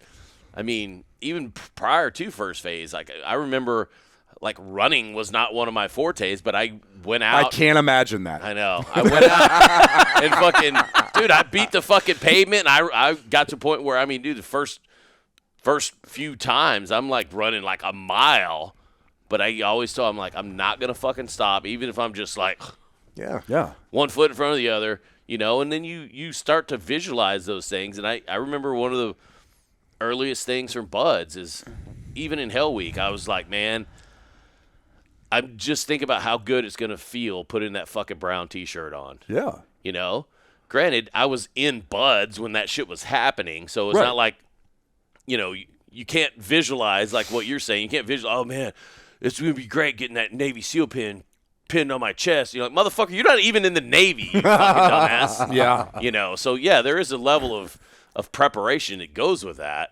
So here's a real quick question just for you guys, because what did you teach at Buds? I taught third phase, a bunch of different themes there, and then I taught SQT for a long time after that. Okay, so here's a question for you two guys, because you have this, and I've tried to talk to this. It's on the path of what we're chatting about. Why do you think it is when guys will like show up for fucking Buds, especially like the beginning or whatever the case is, and there seems to be like this huge variance of reality and expectation of what people has on them fucking selves? Like, I know that when I decided I was going to go to Buds, I had already determined, I was like, this is going to be the hardest thing I've ever fucking done. I'm going to prepare. So I trained, on my own. I was literally, especially when I was in Greece, right? And I was just obsessed about going back. I'm not kidding. I was doing 6 to 8 miles of running a day. Yeah. That's a lot. Yeah. I was doing about a full mile of swimming in the pool, and then I would do an hour. I'm not exaggerating. This is all I did. I would literally do a 6 to 8 mile run. I would jump in the pool. I would do at least a mile of swimming, and then I would do about an hour to an hour and a half of fucking calisthenics after that daily. Yeah. That's a lot. Just because I was so obsessed, with what I was trying to do. And then I get to fucking, you go back to Buds and you see people who have like barely ran like 2 miles, and I'm like, what are you expecting was going to fucking happen? Yeah. Like, how is your level of expectation so different than what mine was? I think it's a lack of showing context. Up? Do you? What do you think brings that? I mean, seriously, what do you think brings that shit on? Like, how do people have that delusion? I think they just don't have the experience to understand how different their life is versus what they're trying to achieve. And like, it's like anything, man. Like, if you throw yourself into a completely different world, if you don't know what to expect, you don't know what to expect. Yeah. You know what I mean? Like, I researched the fuck out of Buds, and then, it's perspective again. Yeah, and then like the late 90s or mid 90s, I'm like, dude, there wasn't a whole lot of information, but I could reliably say, What class were you? 219 in 98. No, you're fucking old balls, dude. I know, right? So, what were you, Kevin? You were like in 105 or something like that? Yeah. I was in fucking 245, and I'm like the new guy. Graduated like 2001. Yeah. Dude, well, he there was was in like, Normandy, so yeah. He was a UDT motherfucker. They literally the enemy saw him and thought he was like a fucking megalodon coming up to the beach. Mastodon. He was like the Navy walrus. But I will say, man, like I wasn't like fully prepared, because I don't know if you can fully prepare, but I prepared as well as I could, and I consumed. I can genuinely say the amount of information that was on the internet in 1996 and 7 about how to do Buds and what was it about, and the books and everything. I consumed probably 95% of the information. Yeah, so same. There's very little that was surprising to me. Not that I was fully prepared for it, but I genuinely, I think nothing was surprising. I knew what to expect. And honestly, I think that helped because it was hard, but I was excited about it, man. Like reading. When like, I was going through training with Phil Bucklew, no, just kidding. He's the guy that the fucking center's named for. Oh, yeah. when you were going through training with fucking Methuselah and Jesus, high-fiving him, But you bring up a good point about perspective, because like when I came in, I was in class 198, went through Hell Week with 198, and then I graduated 200. But I came in the military in like 92. And you had to choose, you go in. I was in this dive fair program, and everybody in my company was trying to be an EOD guy or a SEAL or a diver. Yeah. And, you would once you pass the test, you choose a rating. And for me, I chose gunner's mate because it was the longest fucking one. And I'm like, dude, I need as much prep time as I can fucking get. Especially after boot camp, because you do not get into boot camp. Yeah. Boot camp, I was yeah, like insane. Like probably... Dude, I was so fucking skinny going through boot camp. What? Dude, I was like 175 pounds. I was like... I didn't think you were 175 pounds when you were born. Dude, I was... Yeah, I was like a 9.5 pound baby, but I was like 2 feet tall when I was born. But fucking, it was out walking. Yeah, no, it was fucking Give crazy. me a drink. Yeah, Had a full beard. At least get me a White Russian. full head of hair. No, but it was fucking crazy because you going back to your perspective there. There's a lot of shit to where. I've even said it to people like, "Oh, what do I need to do to prepare?" I'm like, "Dude, just run, and Swim. run and run and run and run." Yeah. You know? Yeah. And I mean, dude, we were even talking to Ben yesterday. That motherfucker could barely swim when he went to fucking boot camp. Yeah. He didn't even know the fucking underwater recovery stroke. He didn't know any of that shit. And you know, if you tell somebody no level of preparation is going to fucking help you, you're never going to be ready to go to fucking Buds. Yeah. Some people take that shit on board and be like, well, fuck it. I might as well fuck not it. do anything. I might as well not do Like, anything. Yeah.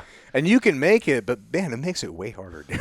Yeah. Makes it way And there's harder. dudes I know too. Like I went to, when I graduated from A school, Buds was all backed up. They sent us to a dive command. So I was at the EOD school with like 15 other dudes. Some dudes were at the tech center. We were at the EOD school.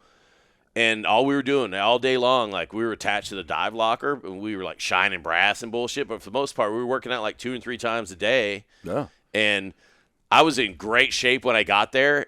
And dude, before I left to go to Buds, dude, we were running this fucking backwoods trail. I fucking twisted my fucking ankle like really fucking bad. Yep. Didn't break it.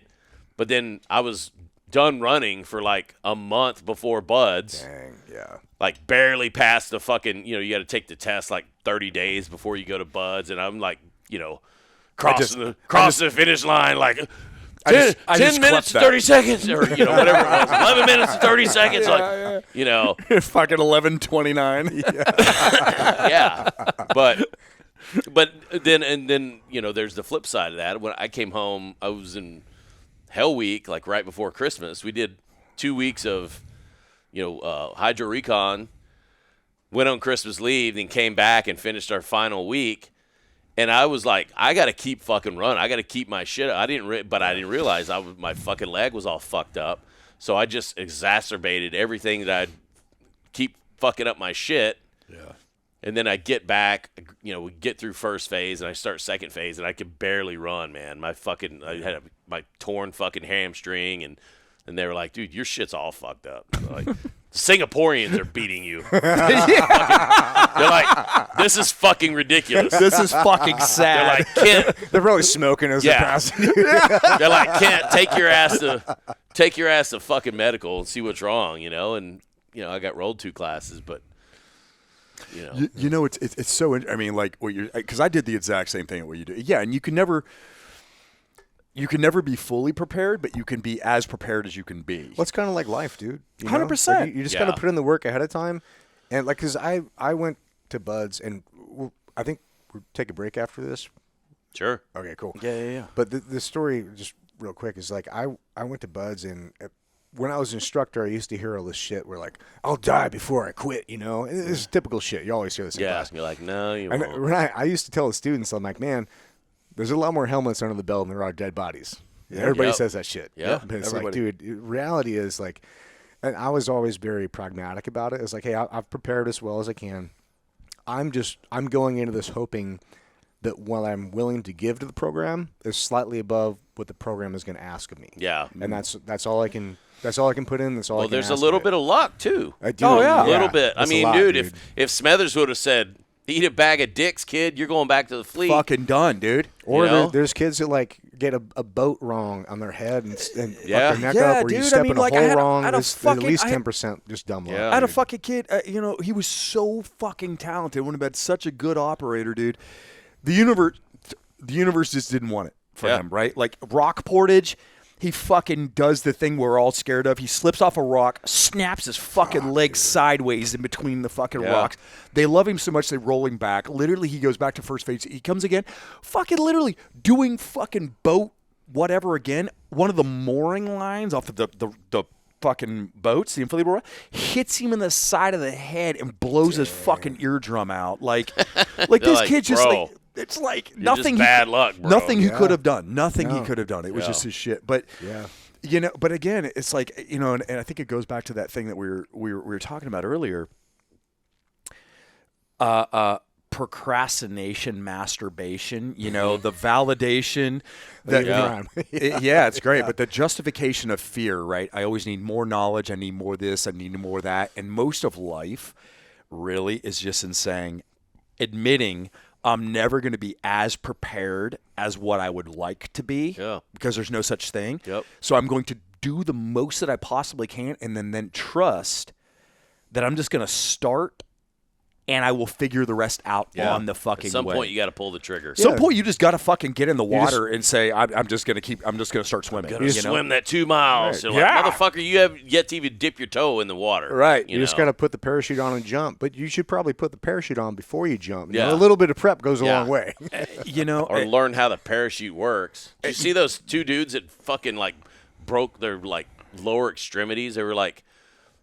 They were jumping in some minor league game in Arizona, like over the weekend, and dude, it was super windy, so they were getting no forward fucking push from the rig, and dude, they were coming in, and you just see their shit. They're just like they're literally coming straight down, like no a forward. rock. Oh, they're just coming down. And you just see the dude try and flare, and dude, his shoot just nothing. He just I didn't see that. boom, and then see the second dude come in, same shit, like. The wind was too much for the rig, and he's just coming straight down. He goes PLF, bury bro, the toggles, man, and like nothing. Just it's like, but you know, like contrasting to that. So a while back, I had this buddy of mine. He's a producer, and he and I have been buddies forever. So he eventually hits me up one day. And he goes, "Hey, man, I got an investor, and his son has like." He's 23 years old. All he's ever wanted to be was, the story, right? Yep. You know, like the whole thing. We were talking. I told him, that I knew you and blah, blah, blah. Would you have lunch with these guys? And I was like, no. But I will get on a fucking Zoom call or we'll do it because I just, the deal. Yeah. Like you get in, it becomes like a 6-hour ordeal, right? Yeah. So we literally get in and this kid's like so excited. And so on the fucking calls, my buddy hit the kid's dad and then the kid, and we all get on there. And this kid spends a fucking hour. Mind you, he's 23. Yeah. And allegedly, all he's ever wanted to be was a SEAL, blah, blah, blah, blah, blah, blah, blah. And I'm like, dude, how can I help? What questions you got? And he goes down fucking asking me questions for an hour that he could have learned on Google in 3 seconds. Yeah. How do I apply for buds? I'm like, what does SEAL stand for? Yeah. Like, I don't know. Let me Google it, bro. I don't even know. I don't even know. But I literally tell them later on, and I'm like, dude, you just don't want it. Like, if you have not prepared enough if you haven't done everything that you 95%. He's done all the manifesting and none of the fucking work. Exactly. Dude. I'm like, the fact that you're coming to me to ask me shit, like, shows me that your level of give a fuck about this is at a 0. Like, it is certainly not enough to get you through buds. Yeah. Like, it's not going to fucking If he was happen. 16, like, okay, hey, here's the steps you take. 23, bro, you could have taken all the fucking steps. 23, I'd already done 3 platoons. Yeah. Right, exactly. Yeah. Exactly. Like, It's just fucking crazy. But I'm like, dude, you just don't want it. Like this, you say this, but it's just not important to you, or you would know the answer to this. You would have figured this shit out. That was a good call to shift it to a Zoom call. Yeah. Oh, yeah. Do we see the break real fast? Yeah, see the break. Oh, we're back on? Yeah. All right, we're back in. All right. Speaking of which. Boom. Yeah, it's like, so dude, it kind of like we're talking, just going around through all of this different sort of stuff, like people perspectives, and this and that, and like why some people are prepared and why there's such a variance between what people believe as like preparation and all that. And then again, I found that so interesting in perspective, and and that's kind of again what led me back to studying psychology so much. And then I realized there was this thing like where you start talking about like subconscious beliefs and all of this, and that 5 to 7 years, and negativity bias and fear bias and comfort bias and all this other sort of stuff. And I started talking to therapists or buddies that were like, dude, most of therapy is getting people to accept things that they know. And like you can sit there and talk to your therapist, and maybe you're like against this deal, and you're sitting there going, oh, like, well, I know that my reason that I'm always in these bad relationships is because like the therapist points out is like, hey, dude, because that's what you grew up with as a child. Like that's what's familiar to you. That's what feels comfortable. That's your rendition of love. And it doesn't fucking serve you, right? Like, like this sort of thing. So even people who are locked in these cycles that they know don't serve them. They don't bring them happiness. They don't bring them fulfillment. It's like abandonment issues. Daddy issues. And you're like, and you're like, you're not a bad person. Your dad was just a piece of shit. Right, exactly. He was a terrible parent. Like, you got to fucking take. But at some point, you got to take accountability of your own fucking life. You can't just go, well, my dad was a piece of shit. Yeah. I'm gonna go be a stripper. You gotta have the strength. Even though I'm paying for med school with this job. Well, yeah, and it's like sure you are. And you get into that thing, and then all of a sudden you're sitting there going, well, fuck, like battling against that drive mechanisms of like what we think, because the subconscious brain, all of a sudden it changes the way that you perceive things. It changes your interpretation of things. It changes all of this sort of stuff, reverting it back. So all of a sudden, your instincts, your emotion, people will be like, well, that just didn't feel right. It's like, well, it doesn't feel right because it's new and different. And it doesn't mean that it actually wasn't right. Like you're just uncomfortable with it. You're uncomfortable with it because it's against what your programming is. All of a sudden, you get into these. Anything new is uncomfortable. Though. Anything new, Like when you switch from bourbon to tequila. Why would you do that? Well, I did that once. Yeah. Never do that again. But so it's like such a difficult thing with people understand, even when people understand that and they're like, oh, okay, now I actually get that my emotions lie to me. Like they're not actually true. They're just my brain battling against what's pre-programmed into what's the unfamiliar, right? And so most of psychology is like people get into, or they're like trying to get people to understand, like they'll consciously understand it, but they don't accept it. Right. And until you accept it, it doesn't actually fucking matter, right? Which is actually one of the, where the next thing comes on is like, well, how do you start to accept stuff? And literally one of the fastest ways to accept it, I came to find out, was through like psychedelics, medications and everything, because different ones, they're still figuring out, the biochemistry of how they all operate and things like that. But one of the principal dealings, like alcohol and things like that, is obviously not a psychedelic. But part of the reason that it's like that, marijuana is not a psychedelic that's been contested, but according to the chemical dictionary, it's not. And part of the reason is because these sorts of inebriants basically act at the surface level, of the brain. It's kind of like Tylenol. If you have a broken arm and you take Tylenol, it doesn't actually heal your arm. It just stops the fucking pain, right? Yeah. Whereas that's what alcohol and these sort of things, depressants. Right, exactly. They just hit the top receptor, right? But with a psychedelic, it actually comes in there and heals the arm, so to speak. It unearths the hidden data that our brain oftentimes hides from us.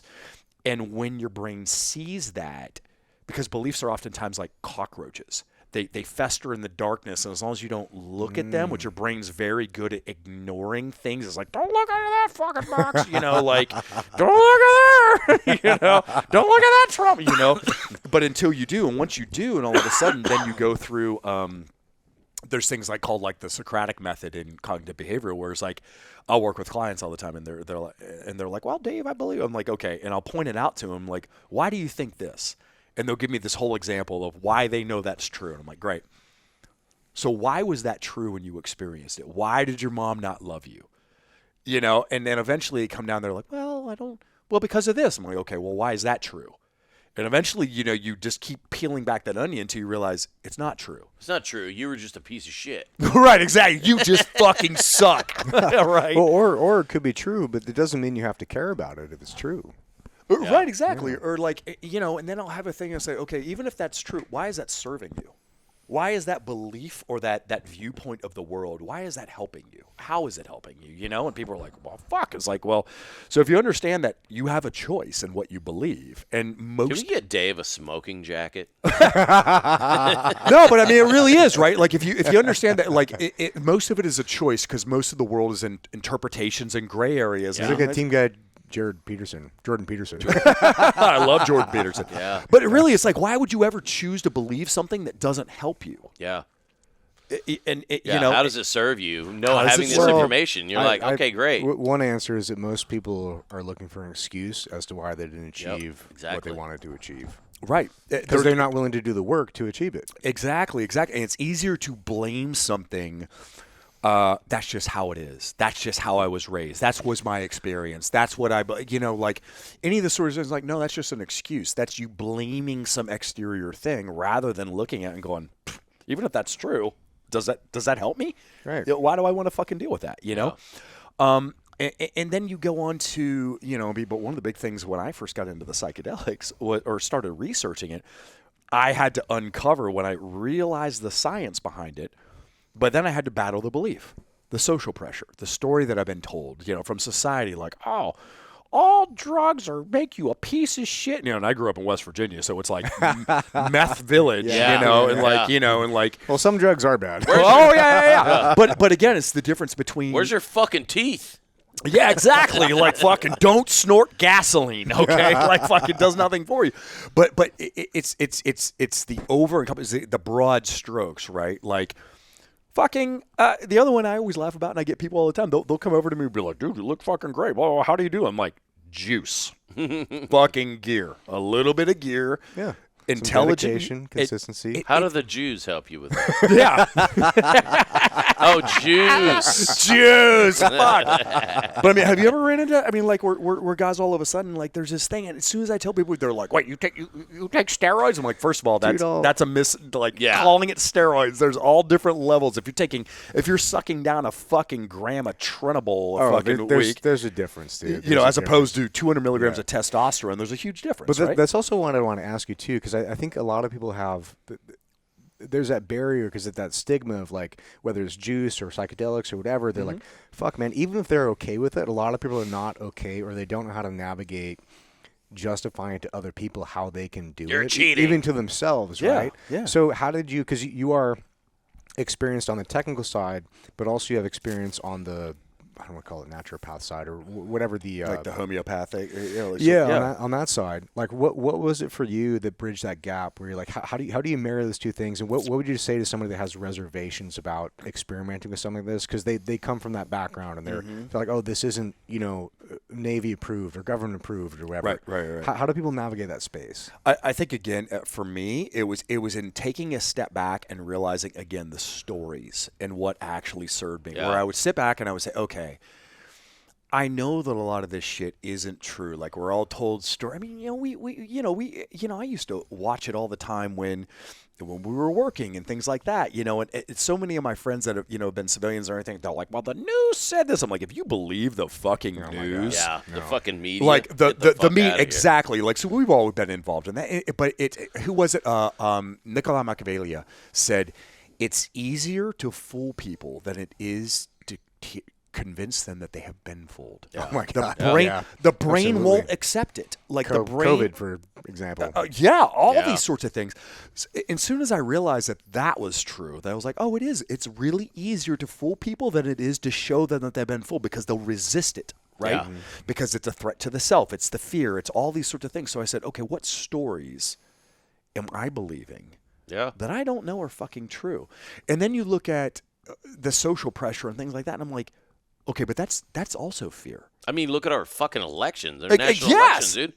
It's like, I mean, none of our lives is going to change that much depending on who the fuck's in the White House. Right. But you would think the goddamn sky has fallen if fucking people Kamala are going to Harris get would have been fucking decapitated. Yeah, or the left going, oh my God, Trump's in office.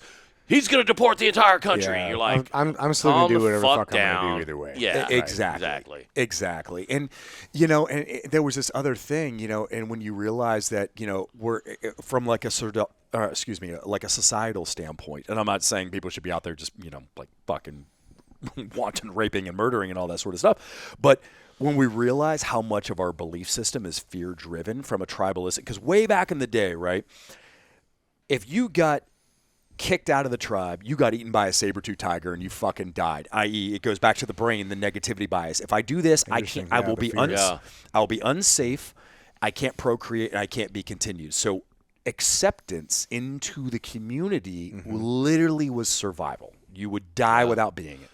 That's not the fucking case anymore, and the world's so connected nowadays. You can find a different tribe pretty easily. You can find a different tribe pretty fucking easily, but our brain is still, the wiring in our brain is thousands of years fucking, behind the times, where all of a sudden you're like, if my current group of people, i.e., who I grew up with, maybe my political ideology, my religious ideology, any of this sort of stuff, I have to believe the company line, because if I fucking don't, I get kicked out of the tribe. Even if, and I point out to people, I'm like, yeah, but that's just what your experience was. That was your perspective. What if there was a different series of beliefs that you could choose that serve you better, but it might mean that you have to find a new group of people that jive with that new belief. Yeah. So that's a conversation you have with them to like pull them out and get them like to be open to trying new things. Well, it was also, yes, and it was one of the ones where you kind of like that I had to have about myself, where I was sitting there going, okay, why do I believe this? Because I've been taught that this is the truth about drugs. But the real truth is, they're expensive. It's yeah, like that whole thing, it's Halloween where people are like, "Oh, got to check your candy because people are going to put drugs in." They're like, "No, they're not. Nobody's giving away free. No drugs, one's giving bro. away free fucking drugs when they're giving away sweet tarts. Like no one's doing that shit. Like fucking, let's be crazy, right?" But yeah, you all of a sudden get into that, and then you actually like kind of kick open those rocks and unearth that stuff, like. I have certain doctors that would work, I take a little bit of testosterone, a little bit of nandrodecanate, right? Deca's awesome. Yeah. Deca's amazing, especially when you have injuries and all that. I mean, it's literally a prescription. It's good for your joints, dude. It's incredible for your joints and, all that sort of stuff. And there's tons of doctors that are like, dude, it's literally one of the best things that you can fucking do, especially when you have injuries and things like that. Mm-hmm. But all of a sudden people are like, oh, well, I read that. God damn. You okay over there, buddy? Sorry. All right. Need some more twisted tea? Ooh. Yeah. And it's the exact same things with, like, for example, one of the most dangerous drug documented on the market today, alcohol. Yeah. Literally no good side to it whatsoever. Well, I don't know. I'm pretty funny. Kind of fun. Well, yeah, but I was actually just talking about, like, so if you like the inebriation or not, that's a personal choice, right? But chemically, there's no good that actually comes for sure. from it. Yeah, exactly. Like, so scientifically, there's no good that comes from your body absorbing alcohol and processing it. Whereas some of the other things like psilocybin, magic mushrooms, for example, there's shit tons of biochemical freaking benefits to your brain of actually taking the medication. It's wild. It's really changed me a lot, man. A friend of mine turned me on to it a couple years ago, and I was always like, because I did, man, almost everything when I was a teenager before, and then I didn't meth. do no, aside from like meth and heroin and the hard shit, but I did a lot. Kevin's like, bitch, fucking rookie. None of which I told the fucking recruiter about.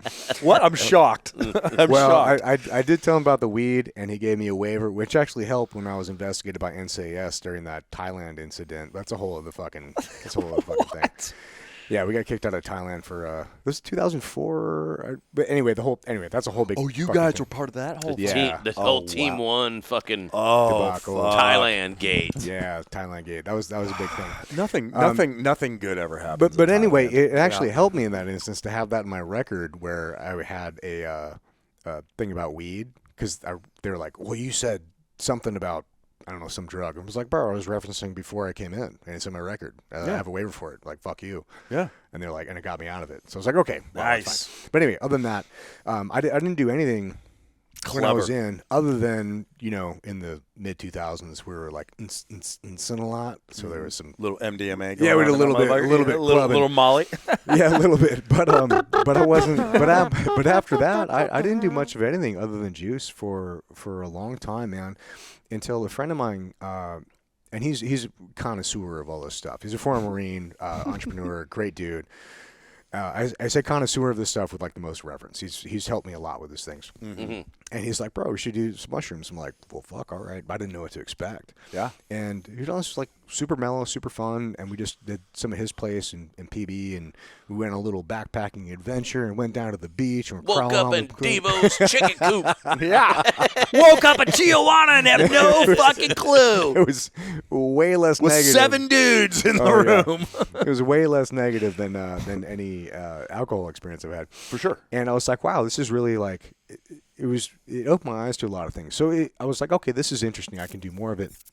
And then, but there's a second experience that happened later, but that was a bit much. But the one that was useful, the one that really helped me, was being open to that, because my biggest problem was that being an entrepreneur and leading a team, because at the time we had like 24 people on staff and 3 warehouses and a big HQ space. We had you know, a fair bit amount of people for a small business, and I was struggling with my leadership skills, because I have no leadership skills, or had no leadership skills. And That makes sense. being in like E5 60 going to the teams, like that was my whole thing. I wasn't responsible for shit except fucking my links, you know? Yeah, yeah. And I learned a little bit about leadership being a buzz instructor, but that was also like very limited, because it's kind of a one-way conversation. You don't get a lot of feedback, which is very different from leading a civilian team. Whole different thing. So I found myself with, you know, a couple dozen staff members, and I was really struggling with leadership. I didn't know how to relate to them. I didn't know how to lead them at little things. Like I would come in, and I've always been like super fucking go. So I'd come in and listen to music and jam, and come in like fucking Mondays, like fuck yeah, let's go. And I'd come in like pretty aggressive and like ready to attack. And dude, I found out later that the team was like, they dreaded when I would come in, because like, oh my God, he's coming in. We got all the shit. I was like, fuck that. Walking on fucking eggshells and shit. Right. And there wasn't the intention that I had, and it's not productive for them. So I was like, oh shit, I need to change. So I started listening to podcasts. That's when I started getting a podcast. I was like, I need to, first it was like, I would listen to hard music on the way in, and then I would listen to like, you know, I don't know, Britney Spears or something, on something soft. Oops, I did it again. But Backstreet Boys? Totally. Get my soft side out. Yeah. But I would intentionally listen to softer music on the way in, so that when I came in, I wouldn't be as aggro and ready to go. But that begot the next phase of that, where it's like, shit, man, this isn't that changed their perception of when I walked in, but it didn't change my leadership, because I've never been very empathetic. I'm more process driven, math driven, facts driven, and so Most operators. yeah, I didn't have a lot of empathy. I was like, hey, this is the way. This is the way makes the most common sense. If you have a better idea, awesome. I'd love to hear it. I was very open to shit, but the way that I was approaching that conversation wasn't really conducive for a civilian person to. Yeah, cool. Good idea. Shut the fuck up. Yeah. Thanks. Good idea, Ferry. Shut up. Get the fuck back in the warehouse. You fucking shut nerd. up.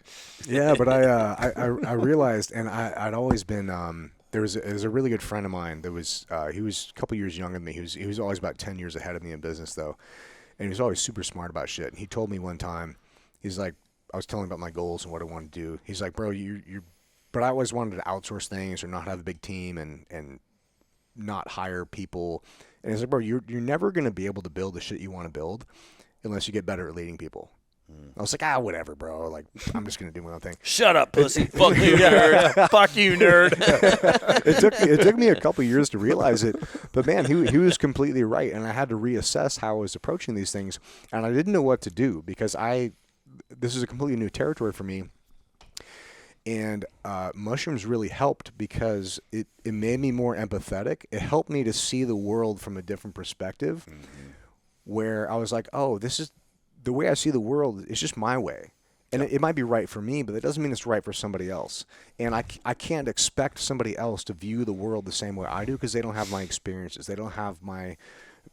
And they don't have to. And they don't have to, exactly. And so that was really eye-opening to me. It was like, oh, I'm lacking a lot in this department, and mushrooms really helped me understand what I was missing and how to have a conversation with somebody where I'm like, hey, look, what do you want? What can we get? How can we work with you? Like, what is it about you?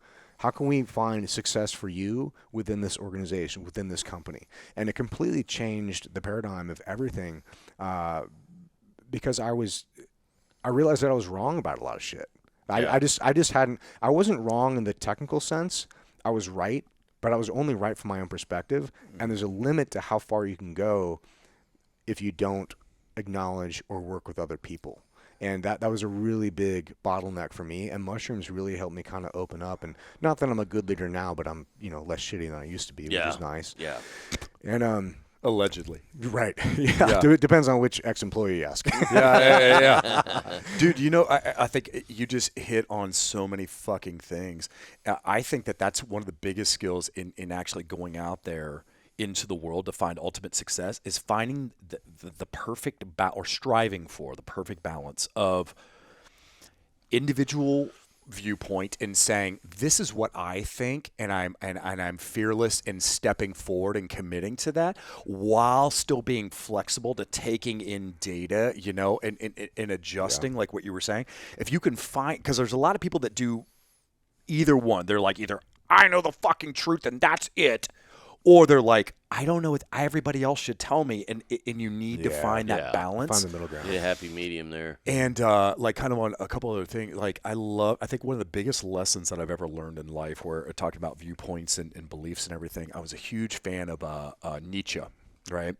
As my personal, one of my favorite philosophers, and one of his best quotes that I really resonated with. He said, "You have your way, I have my way. But as for the right way, the correct way, the only way, that doesn't exist." Yeah. And it's just the understanding. As soon as I kind of really got to the bottom of that and accepted that as I believe it's true, first of all, it left me open to understanding that thing. And then second of all, it took off this onus from me to be fucking right all the time, to know that my way was the best way, the correct way. So here's the thing. I was always, my problem was not that I was open to other people. My problem was that I didn't create an environment where they felt comfortable expressing their way. Mm-hmm. And so that was so I was always like, hey, this is what I think. But I was so aggressive in the way that I presented it that they were afraid to even say anything, even though I was totally open. Yeah. And it was just, I get that a lot on the home front, dude. The wife would be like, but it's your tone. Yeah. Dude, I think that, I mean, that's, how do you navigate that? Because I mean, that's one of the things that I've struggled with as well. And I think it's just a thing with dudes like us or whatever, where we want the result. And and you get used to being assertive and being confident in what you're doing and finding that balance between confidence and having people still be able to come over to you or something. How do you manage that? I don't know if I found the right way, but the way that I found that worked better than what I was doing was honestly just having conversations with them and figuring out what made them tick individually. What was it that they were looking for? What made them happy? How did they define success in their own life?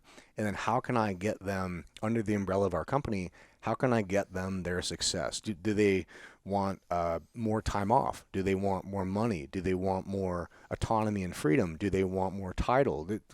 Whatever they want, but you don't know until you ask them. Mm-hmm. And so I was trying to bestow upon these people what I thought was success, like more money or a title or whatever, or free time. But I was mismatching it the whole time. Some people want very different things, and I was giving the opposite. And it also comes down to that. You read the book, The 5 Love Languages? Mm-hmm. Fantastic book, which I've also fucked up a lot. So I was in this relationship for 9 years on and off, very tumultuous. We both you mean attached? No, we were. I mean, both. Yes. No. The book is called Attached. No. The book is called The 5 Love Languages. Really? Okay. Yeah, it's really good. And so basically, what we were doing was we were both showing each other love in the ways that we wanted to receive love. Yeah. So what's happening is that we're missing each other, and we both felt completely unloved in the situation. Yep. And so we were showing it, but we felt resentful because the other wasn't returning in the same way. How did you give her a blowjob? Dude, I completely brain farted. It was complicated. Yeah. I got the books fucking completely. Yeah, Attached is about attachment theory, anxious versus secured and all that sort of. Yeah, the 5 leveling. Isn't it crazy? It goes back to that belief again. We assume that our way of viewing the world is the way that everybody else views the world. That's been my biggest weakness. Oh, I think everybody does. We all do that, to a point. It takes a lot of introspection and a lot of learning to separate that and be like, wait a minute. It's like the fallacy in the old golden rule, right? You know, where people, the whole thing for the long time, That's you a good point. treat people the how way you want to be treated. You're like, no, treat people the way they want to be fucking Yeah, treated. Like that's a great it's point. such a different way of looking at it, but it's literally, it's like, you know, your love language may be acts of service, but That's if the other exactly what it person was is at the like, time, yeah. I mean, you're like, whatever, but, and you do that for the other person, but the other person's like, well, I just like time spent, you know, or something like that. It's like, oh, understanding that is like a fucking superpower. Yeah, being able to separate and ask yourself, if I want to elicit this result from the other person, what is the level of communication I need to give them to bring, so I get what I want in a method that's satisfying to them, so that they want to give it to me. And right? that same way, I had to realize that same lessons that I learned in that relationship also apply in the workplace. And they actually have a book called The 5 Love Languages of the Workplace. It'd be weird if you like physical touch for your employee. Like, it's a quick way to fucking HR. Quit, you fucking weirdo. He's jealous over there, dude.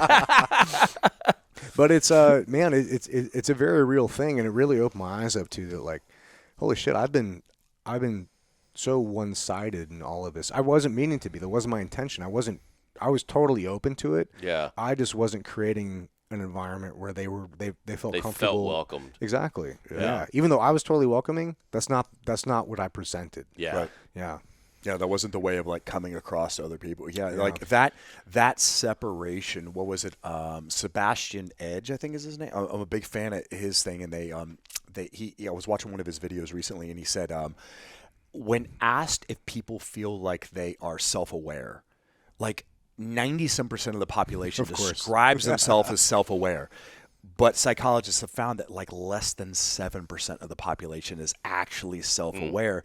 And part of the key of self-awareness, part of the doctrine, is literally what you just said there. How do I see the world? How do other people see me? And how do you bridge that gap of of being able to have like that external viewpoint of sitting there and saying, you know, what is all of this sort of stuff coming in together? It's really a tough space to navigate, man. And I don't have all the answers. All I know is the parts that I've fucked up and the lessons that I learned from those parts that I fucked up. And I still have a lot to learn, man. This is something I'm still trying to navigate. Yeah. And that's, I think it's an example because you've been very, very successful in business, going around through there. It's ups and downs. Well, yeah, but I think that's a nod in what we've been talking to too. You don't have to be fucking perfect to find success. What you have to be is eager to learn. And success means different shit to everybody. Absolutely. Exactly. I mean, coming out of the military, you don't realize how much, like, for instance, fucking medical insurance is to people. Yeah. And you're just like, pfft. And being a young dude who like has relatively no issues until you get to be like, you're in your 50s, all of a sudden you're like, you need to go have this hose ran up your butthole and little shit. Where do you do that? I got a guy. I got a guy Asking for a friend. Do you have a number? I got a guys. I got a guy.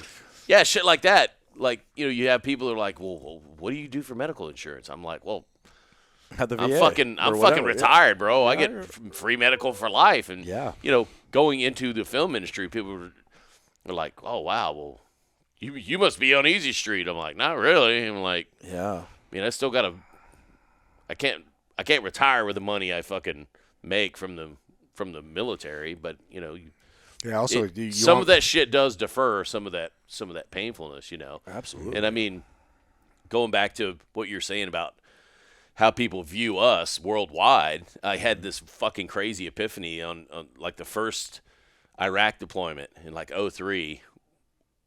We were still able to drink and shit in our camp at Camp Jeannie Posey, and the Grom was in our camp with us, and so we'd take them over to the Polish embassy, which was, interestingly enough, right by the beer warehouse. Oh, amazing. So, any money we confiscated that the agency didn't want, because at the time the money wasn't really worth fucking shit. The banks had all collapsed and everything. And so we'd go over there, but I just remember they're loading up cases of fucking beer into our Humvees, and this guy comes over to me. He's like, sir. He's like, all of us here, we're all Christian. I'm just all like, good for you. I was like, I don't give a fuck, bro. Right. Load the shit up. We're trying to get out of here, And it kind of shows you how much emphasis that part of the world puts on. I mean, fuck, dude. They say that's where the fucking, well, maybe it's not where the Garden of Eden was, but I mean, that's some of the birthplace of fucking civilization. They've been practicing this shit for thousands of years. But it's fucking very interesting how people, they view, and they probably think that we're all it's the epicenter of religion. card-carrying Christians, and that's all we're fucking like, let's go, God, you know, and it's just, whereas, you know, statistically, there's less and less people who kind of identify with being religious versus being spiritual nowadays, and there's a lot, you know, I mean, I was kind of raised into a fairly religious family, and I've kind of moved away from that in terms of just because I feel like religion now has become so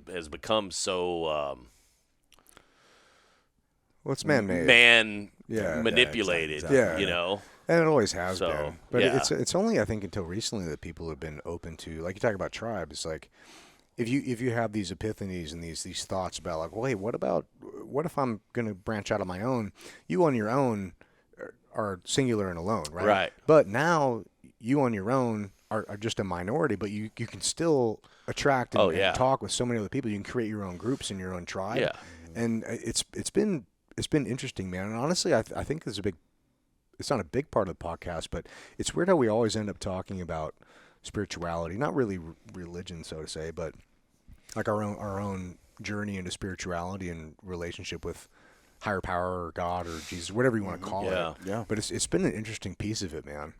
Well, it goes back to, you know, I think it's interesting that, you know, we chatted a little bit on the phone with it, where you see this modern thing, especially a modern Western drive to be complete specialists, right?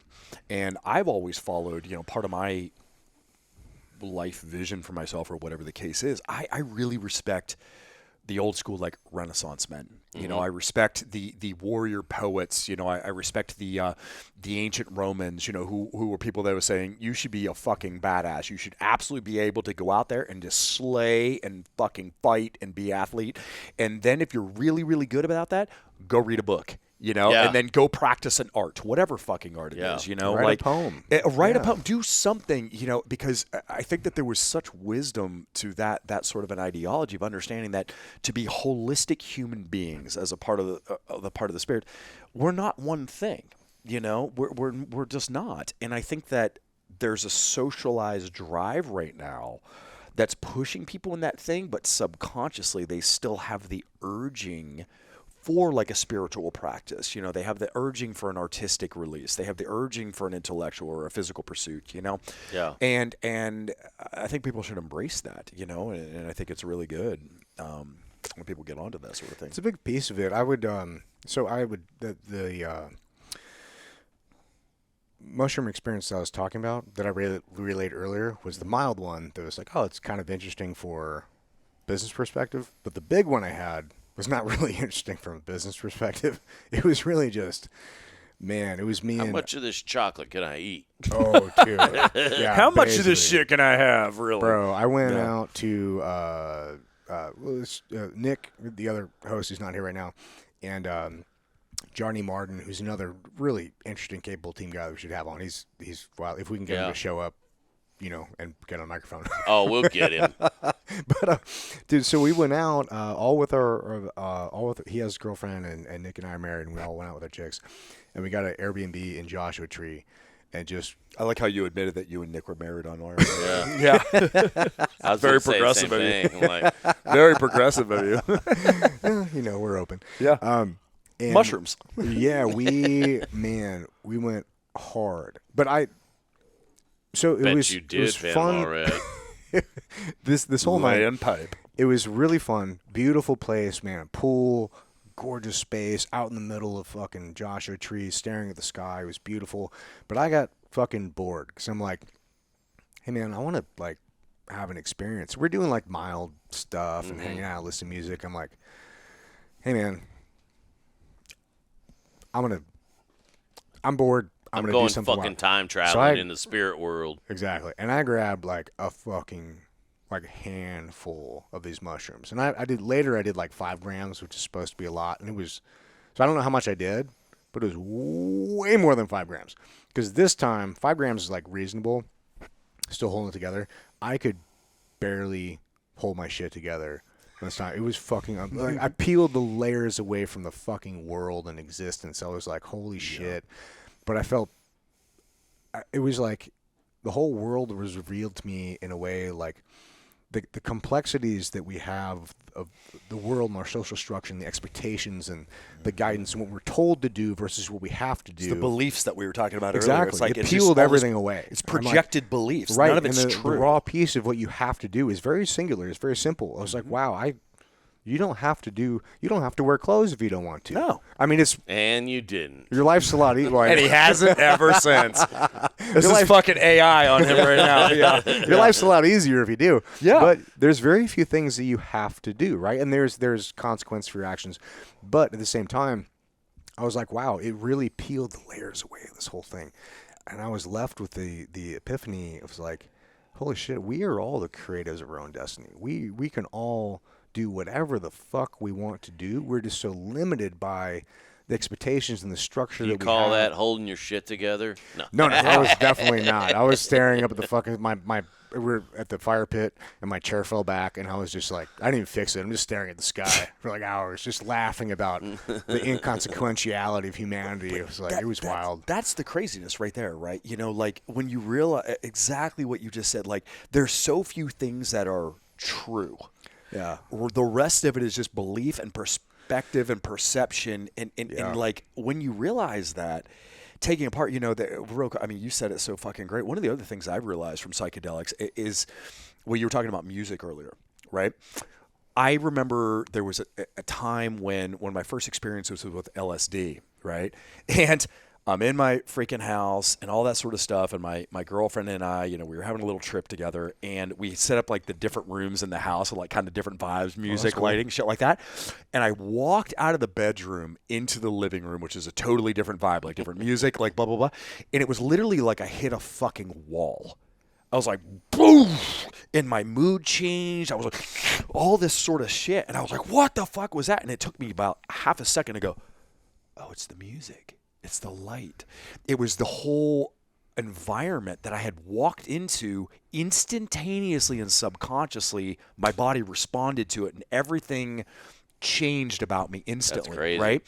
And it was only because I had the LSD that I was aware of the change. Because, I mean, just like with the mushrooms, right? It makes everything much more enlightened for like your experiences with what you pay attention to. Yeah. Exactly. But then I remember I went, oh my God, this is happening to me every single day. All of a sudden I'm driving in a car, I'm listening, you know, and I get out and I'm snapping at somebody, I'm pissed off, I'm like, oh, I was just listening to Metallica on the fucking thing. Like, there's this whole thing of influence that we have on ourselves that hit us at a subconscious level day to day that we're never aware of consciously. We just respond to it.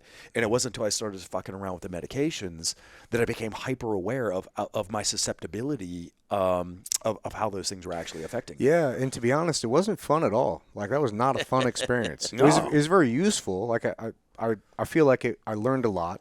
And it was good, but it's not something I want to do fairly often. I haven't done it since. It was Did you have a too much pounding sensation in your anus? That was later. No, if that was it, he'd be doing it all the fucking time. Like, no, he said he didn't like it, dude.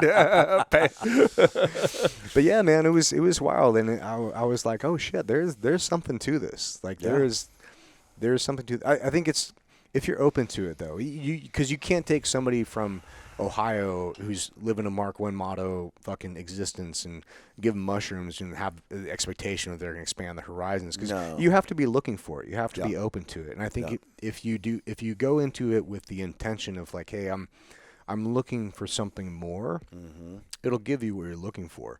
But at the same time, if you're not and you're just like, oh, I just want to go do it, I'm like, you're going to get out of it what you put into it. 100%. It's just going to be kind of a weird hallucinogenic, not even hallucinogenic, but the colors look different. Yeah, you're gonna get fucked up, but you're not necessarily gonna have an experience on it. You know? Yeah, like and it probably won't be useful. You know. Yeah, I think you have to go into it with intentionality. Yeah, set and setting, right? Like, I mean, they talk about that all the time, but yeah, intentionality is one of the biggest things. Like, what are you focusing your mind, right, to have the experience on it? You know? Yeah, these days I go into it every couple months or something, I'll do like a decent amount, not that amount, but I'll go in there and, Disney's off doing horses or doing their own thing, and I'll go and just listen to music. Damn, and she does horses, huh? Respect. It'd be cheaper if we didn't have to buy them. But she goes into them, or we go into it, or I go into it, and I always have a question that I want to answer. It's like, what am I missing? What am I lacking? What is this? I have a question, right? Yeah. And then I feel like I have a conversation with God, which is really just myself in the mirror a lot of times, talking to myself, and I feel like God helps, center things with that. And then sometimes I have an answer, sometimes I don't, but I always come away better than I was before. Enlightened. Yeah, in a way. Yeah. And fuck, man, I got a lot of questions. I got a lot of things I need to answer. Well, dude, I mean, it's like the thing right there. It's again one of the things that we talk about philosophy a lot of times. Like real philosophy and real growth isn't in having answers; it's in asking more creative and interesting questions and being open to exploring those questions rather than saying this is how it. We don't have to figure it out. The conversation and the process, right? Pondering the what ifs, is really where the expansion comes from. I got a hard out here in about 5. Oh yeah, okay. Well, let's wrap this up then. And so what are you working on now? Is there anything you want to plug, or like what's life look for you these days? Yeah, so right now, I mean, besides for all the coaching stuff and everything that's been going on there, what kind of coaching do you do? For like, the specifically? T-ball. Yeah, T-ball. yeah. But for doing basically, I'm kind of don't want to like throw out so many terminologies, but I mean, basically it's in the developmental psychology, neurology sort of a perspective of helping people to identify patterns and actually unearth thought process, beliefs, all that other sort of stuff that can help them to grow more into the kind of like a life coach. Yeah, I mean, specializing in psychology and neuroscience and things such as that, of helping people to unearth things that are holding them back so that they can grow into the type of person and master the things that they actually want. Who's your ideal client in this situation? I think the ideal client is someone who has the self-awareness to understand that it's probably a piece of their own psychology that is holding, because just like with the psychedelics, you can tell, but until someone's like ready to accept those tools and actually put them to use, it's literally just a waste of both of our fucking time. If I'm sitting there pointing stuff out to them and they're like, well, somebody going to rehab 9 fucking times, it doesn't want to get fucking exactly. You just don't want to help yourself, right? Exactly. Somebody's willing to do the work, right? So it's like sometimes I'll talk to people when they're like, and I'll be like, hey, blah blah blah blah blah blah, and they're just adamantly trying to prove me wrong on the thing, and I'm like, dude, this isn't helping either way. Like, so you just might as well save your fucking time and money, because this isn't like we're not going to get anything out of this, especially you. So it's so I think that the ideal person for me is a person that steps up and says, you know what, I've realized that a piece of where I'm at right now is my own doing. Like, I have chosen this to a degree. Maybe there's outside factors, there's this, there's that, but I have chosen this, and I'm ready to choose something different for my own happiness, for my own growth, for my own fulfillment. And I'm looking for tools and somebody to help guide me into doing that. I think that that's really the bread and butter where it is. And then, you're that tool. I am a tool. I'm the master tool. Many people would say that. Yeah. And then outside of that, my production company that I work on, that I co-own, we just had an awesome freaking flick. Have you guys seen Osiris yet? Have you guys No. Max Martini and me and Is it out? Yeah, it's on. It's in theaters right now, select theaters, and video on demand anywhere. So it's on iTunes, Amazon Prime, all that sort of stuff. Dude, let's fucking blow that shit up. Fucking check it out, dude. Yeah, Osiris. Osiris. Yeah, it's an awesome sci-fi action horror, kind of like Aliens, but with way better military stuff going on in there. Max Martini, Linda Hamilton, fucking Sarah Connor. Oh, shit. Yeah, Sarah Connor is literally coming back out of retirement, and she jumped into it. LaMonica Guerra, Michael Irby, Brianna Hildebrand, myself, all these. It's great. The aliens are fucking amazing. Yeah. But it's old school. Will Kaufman, the director, made his name in the action. Like he loves doing the best technical action work that he possibly can, and throwing like a spin on it, so he'll have like really crazy, creepy fucking aliens, and do this sort of stuff. Well, I guarantee you we can get at least 6 viewers. That'd be sick. That's 6 more than what we've had. And then next month we've obviously got, which I'll make sure you guys get up to the red carpet for, but Hollywood Grit, which Max is also myself and Max.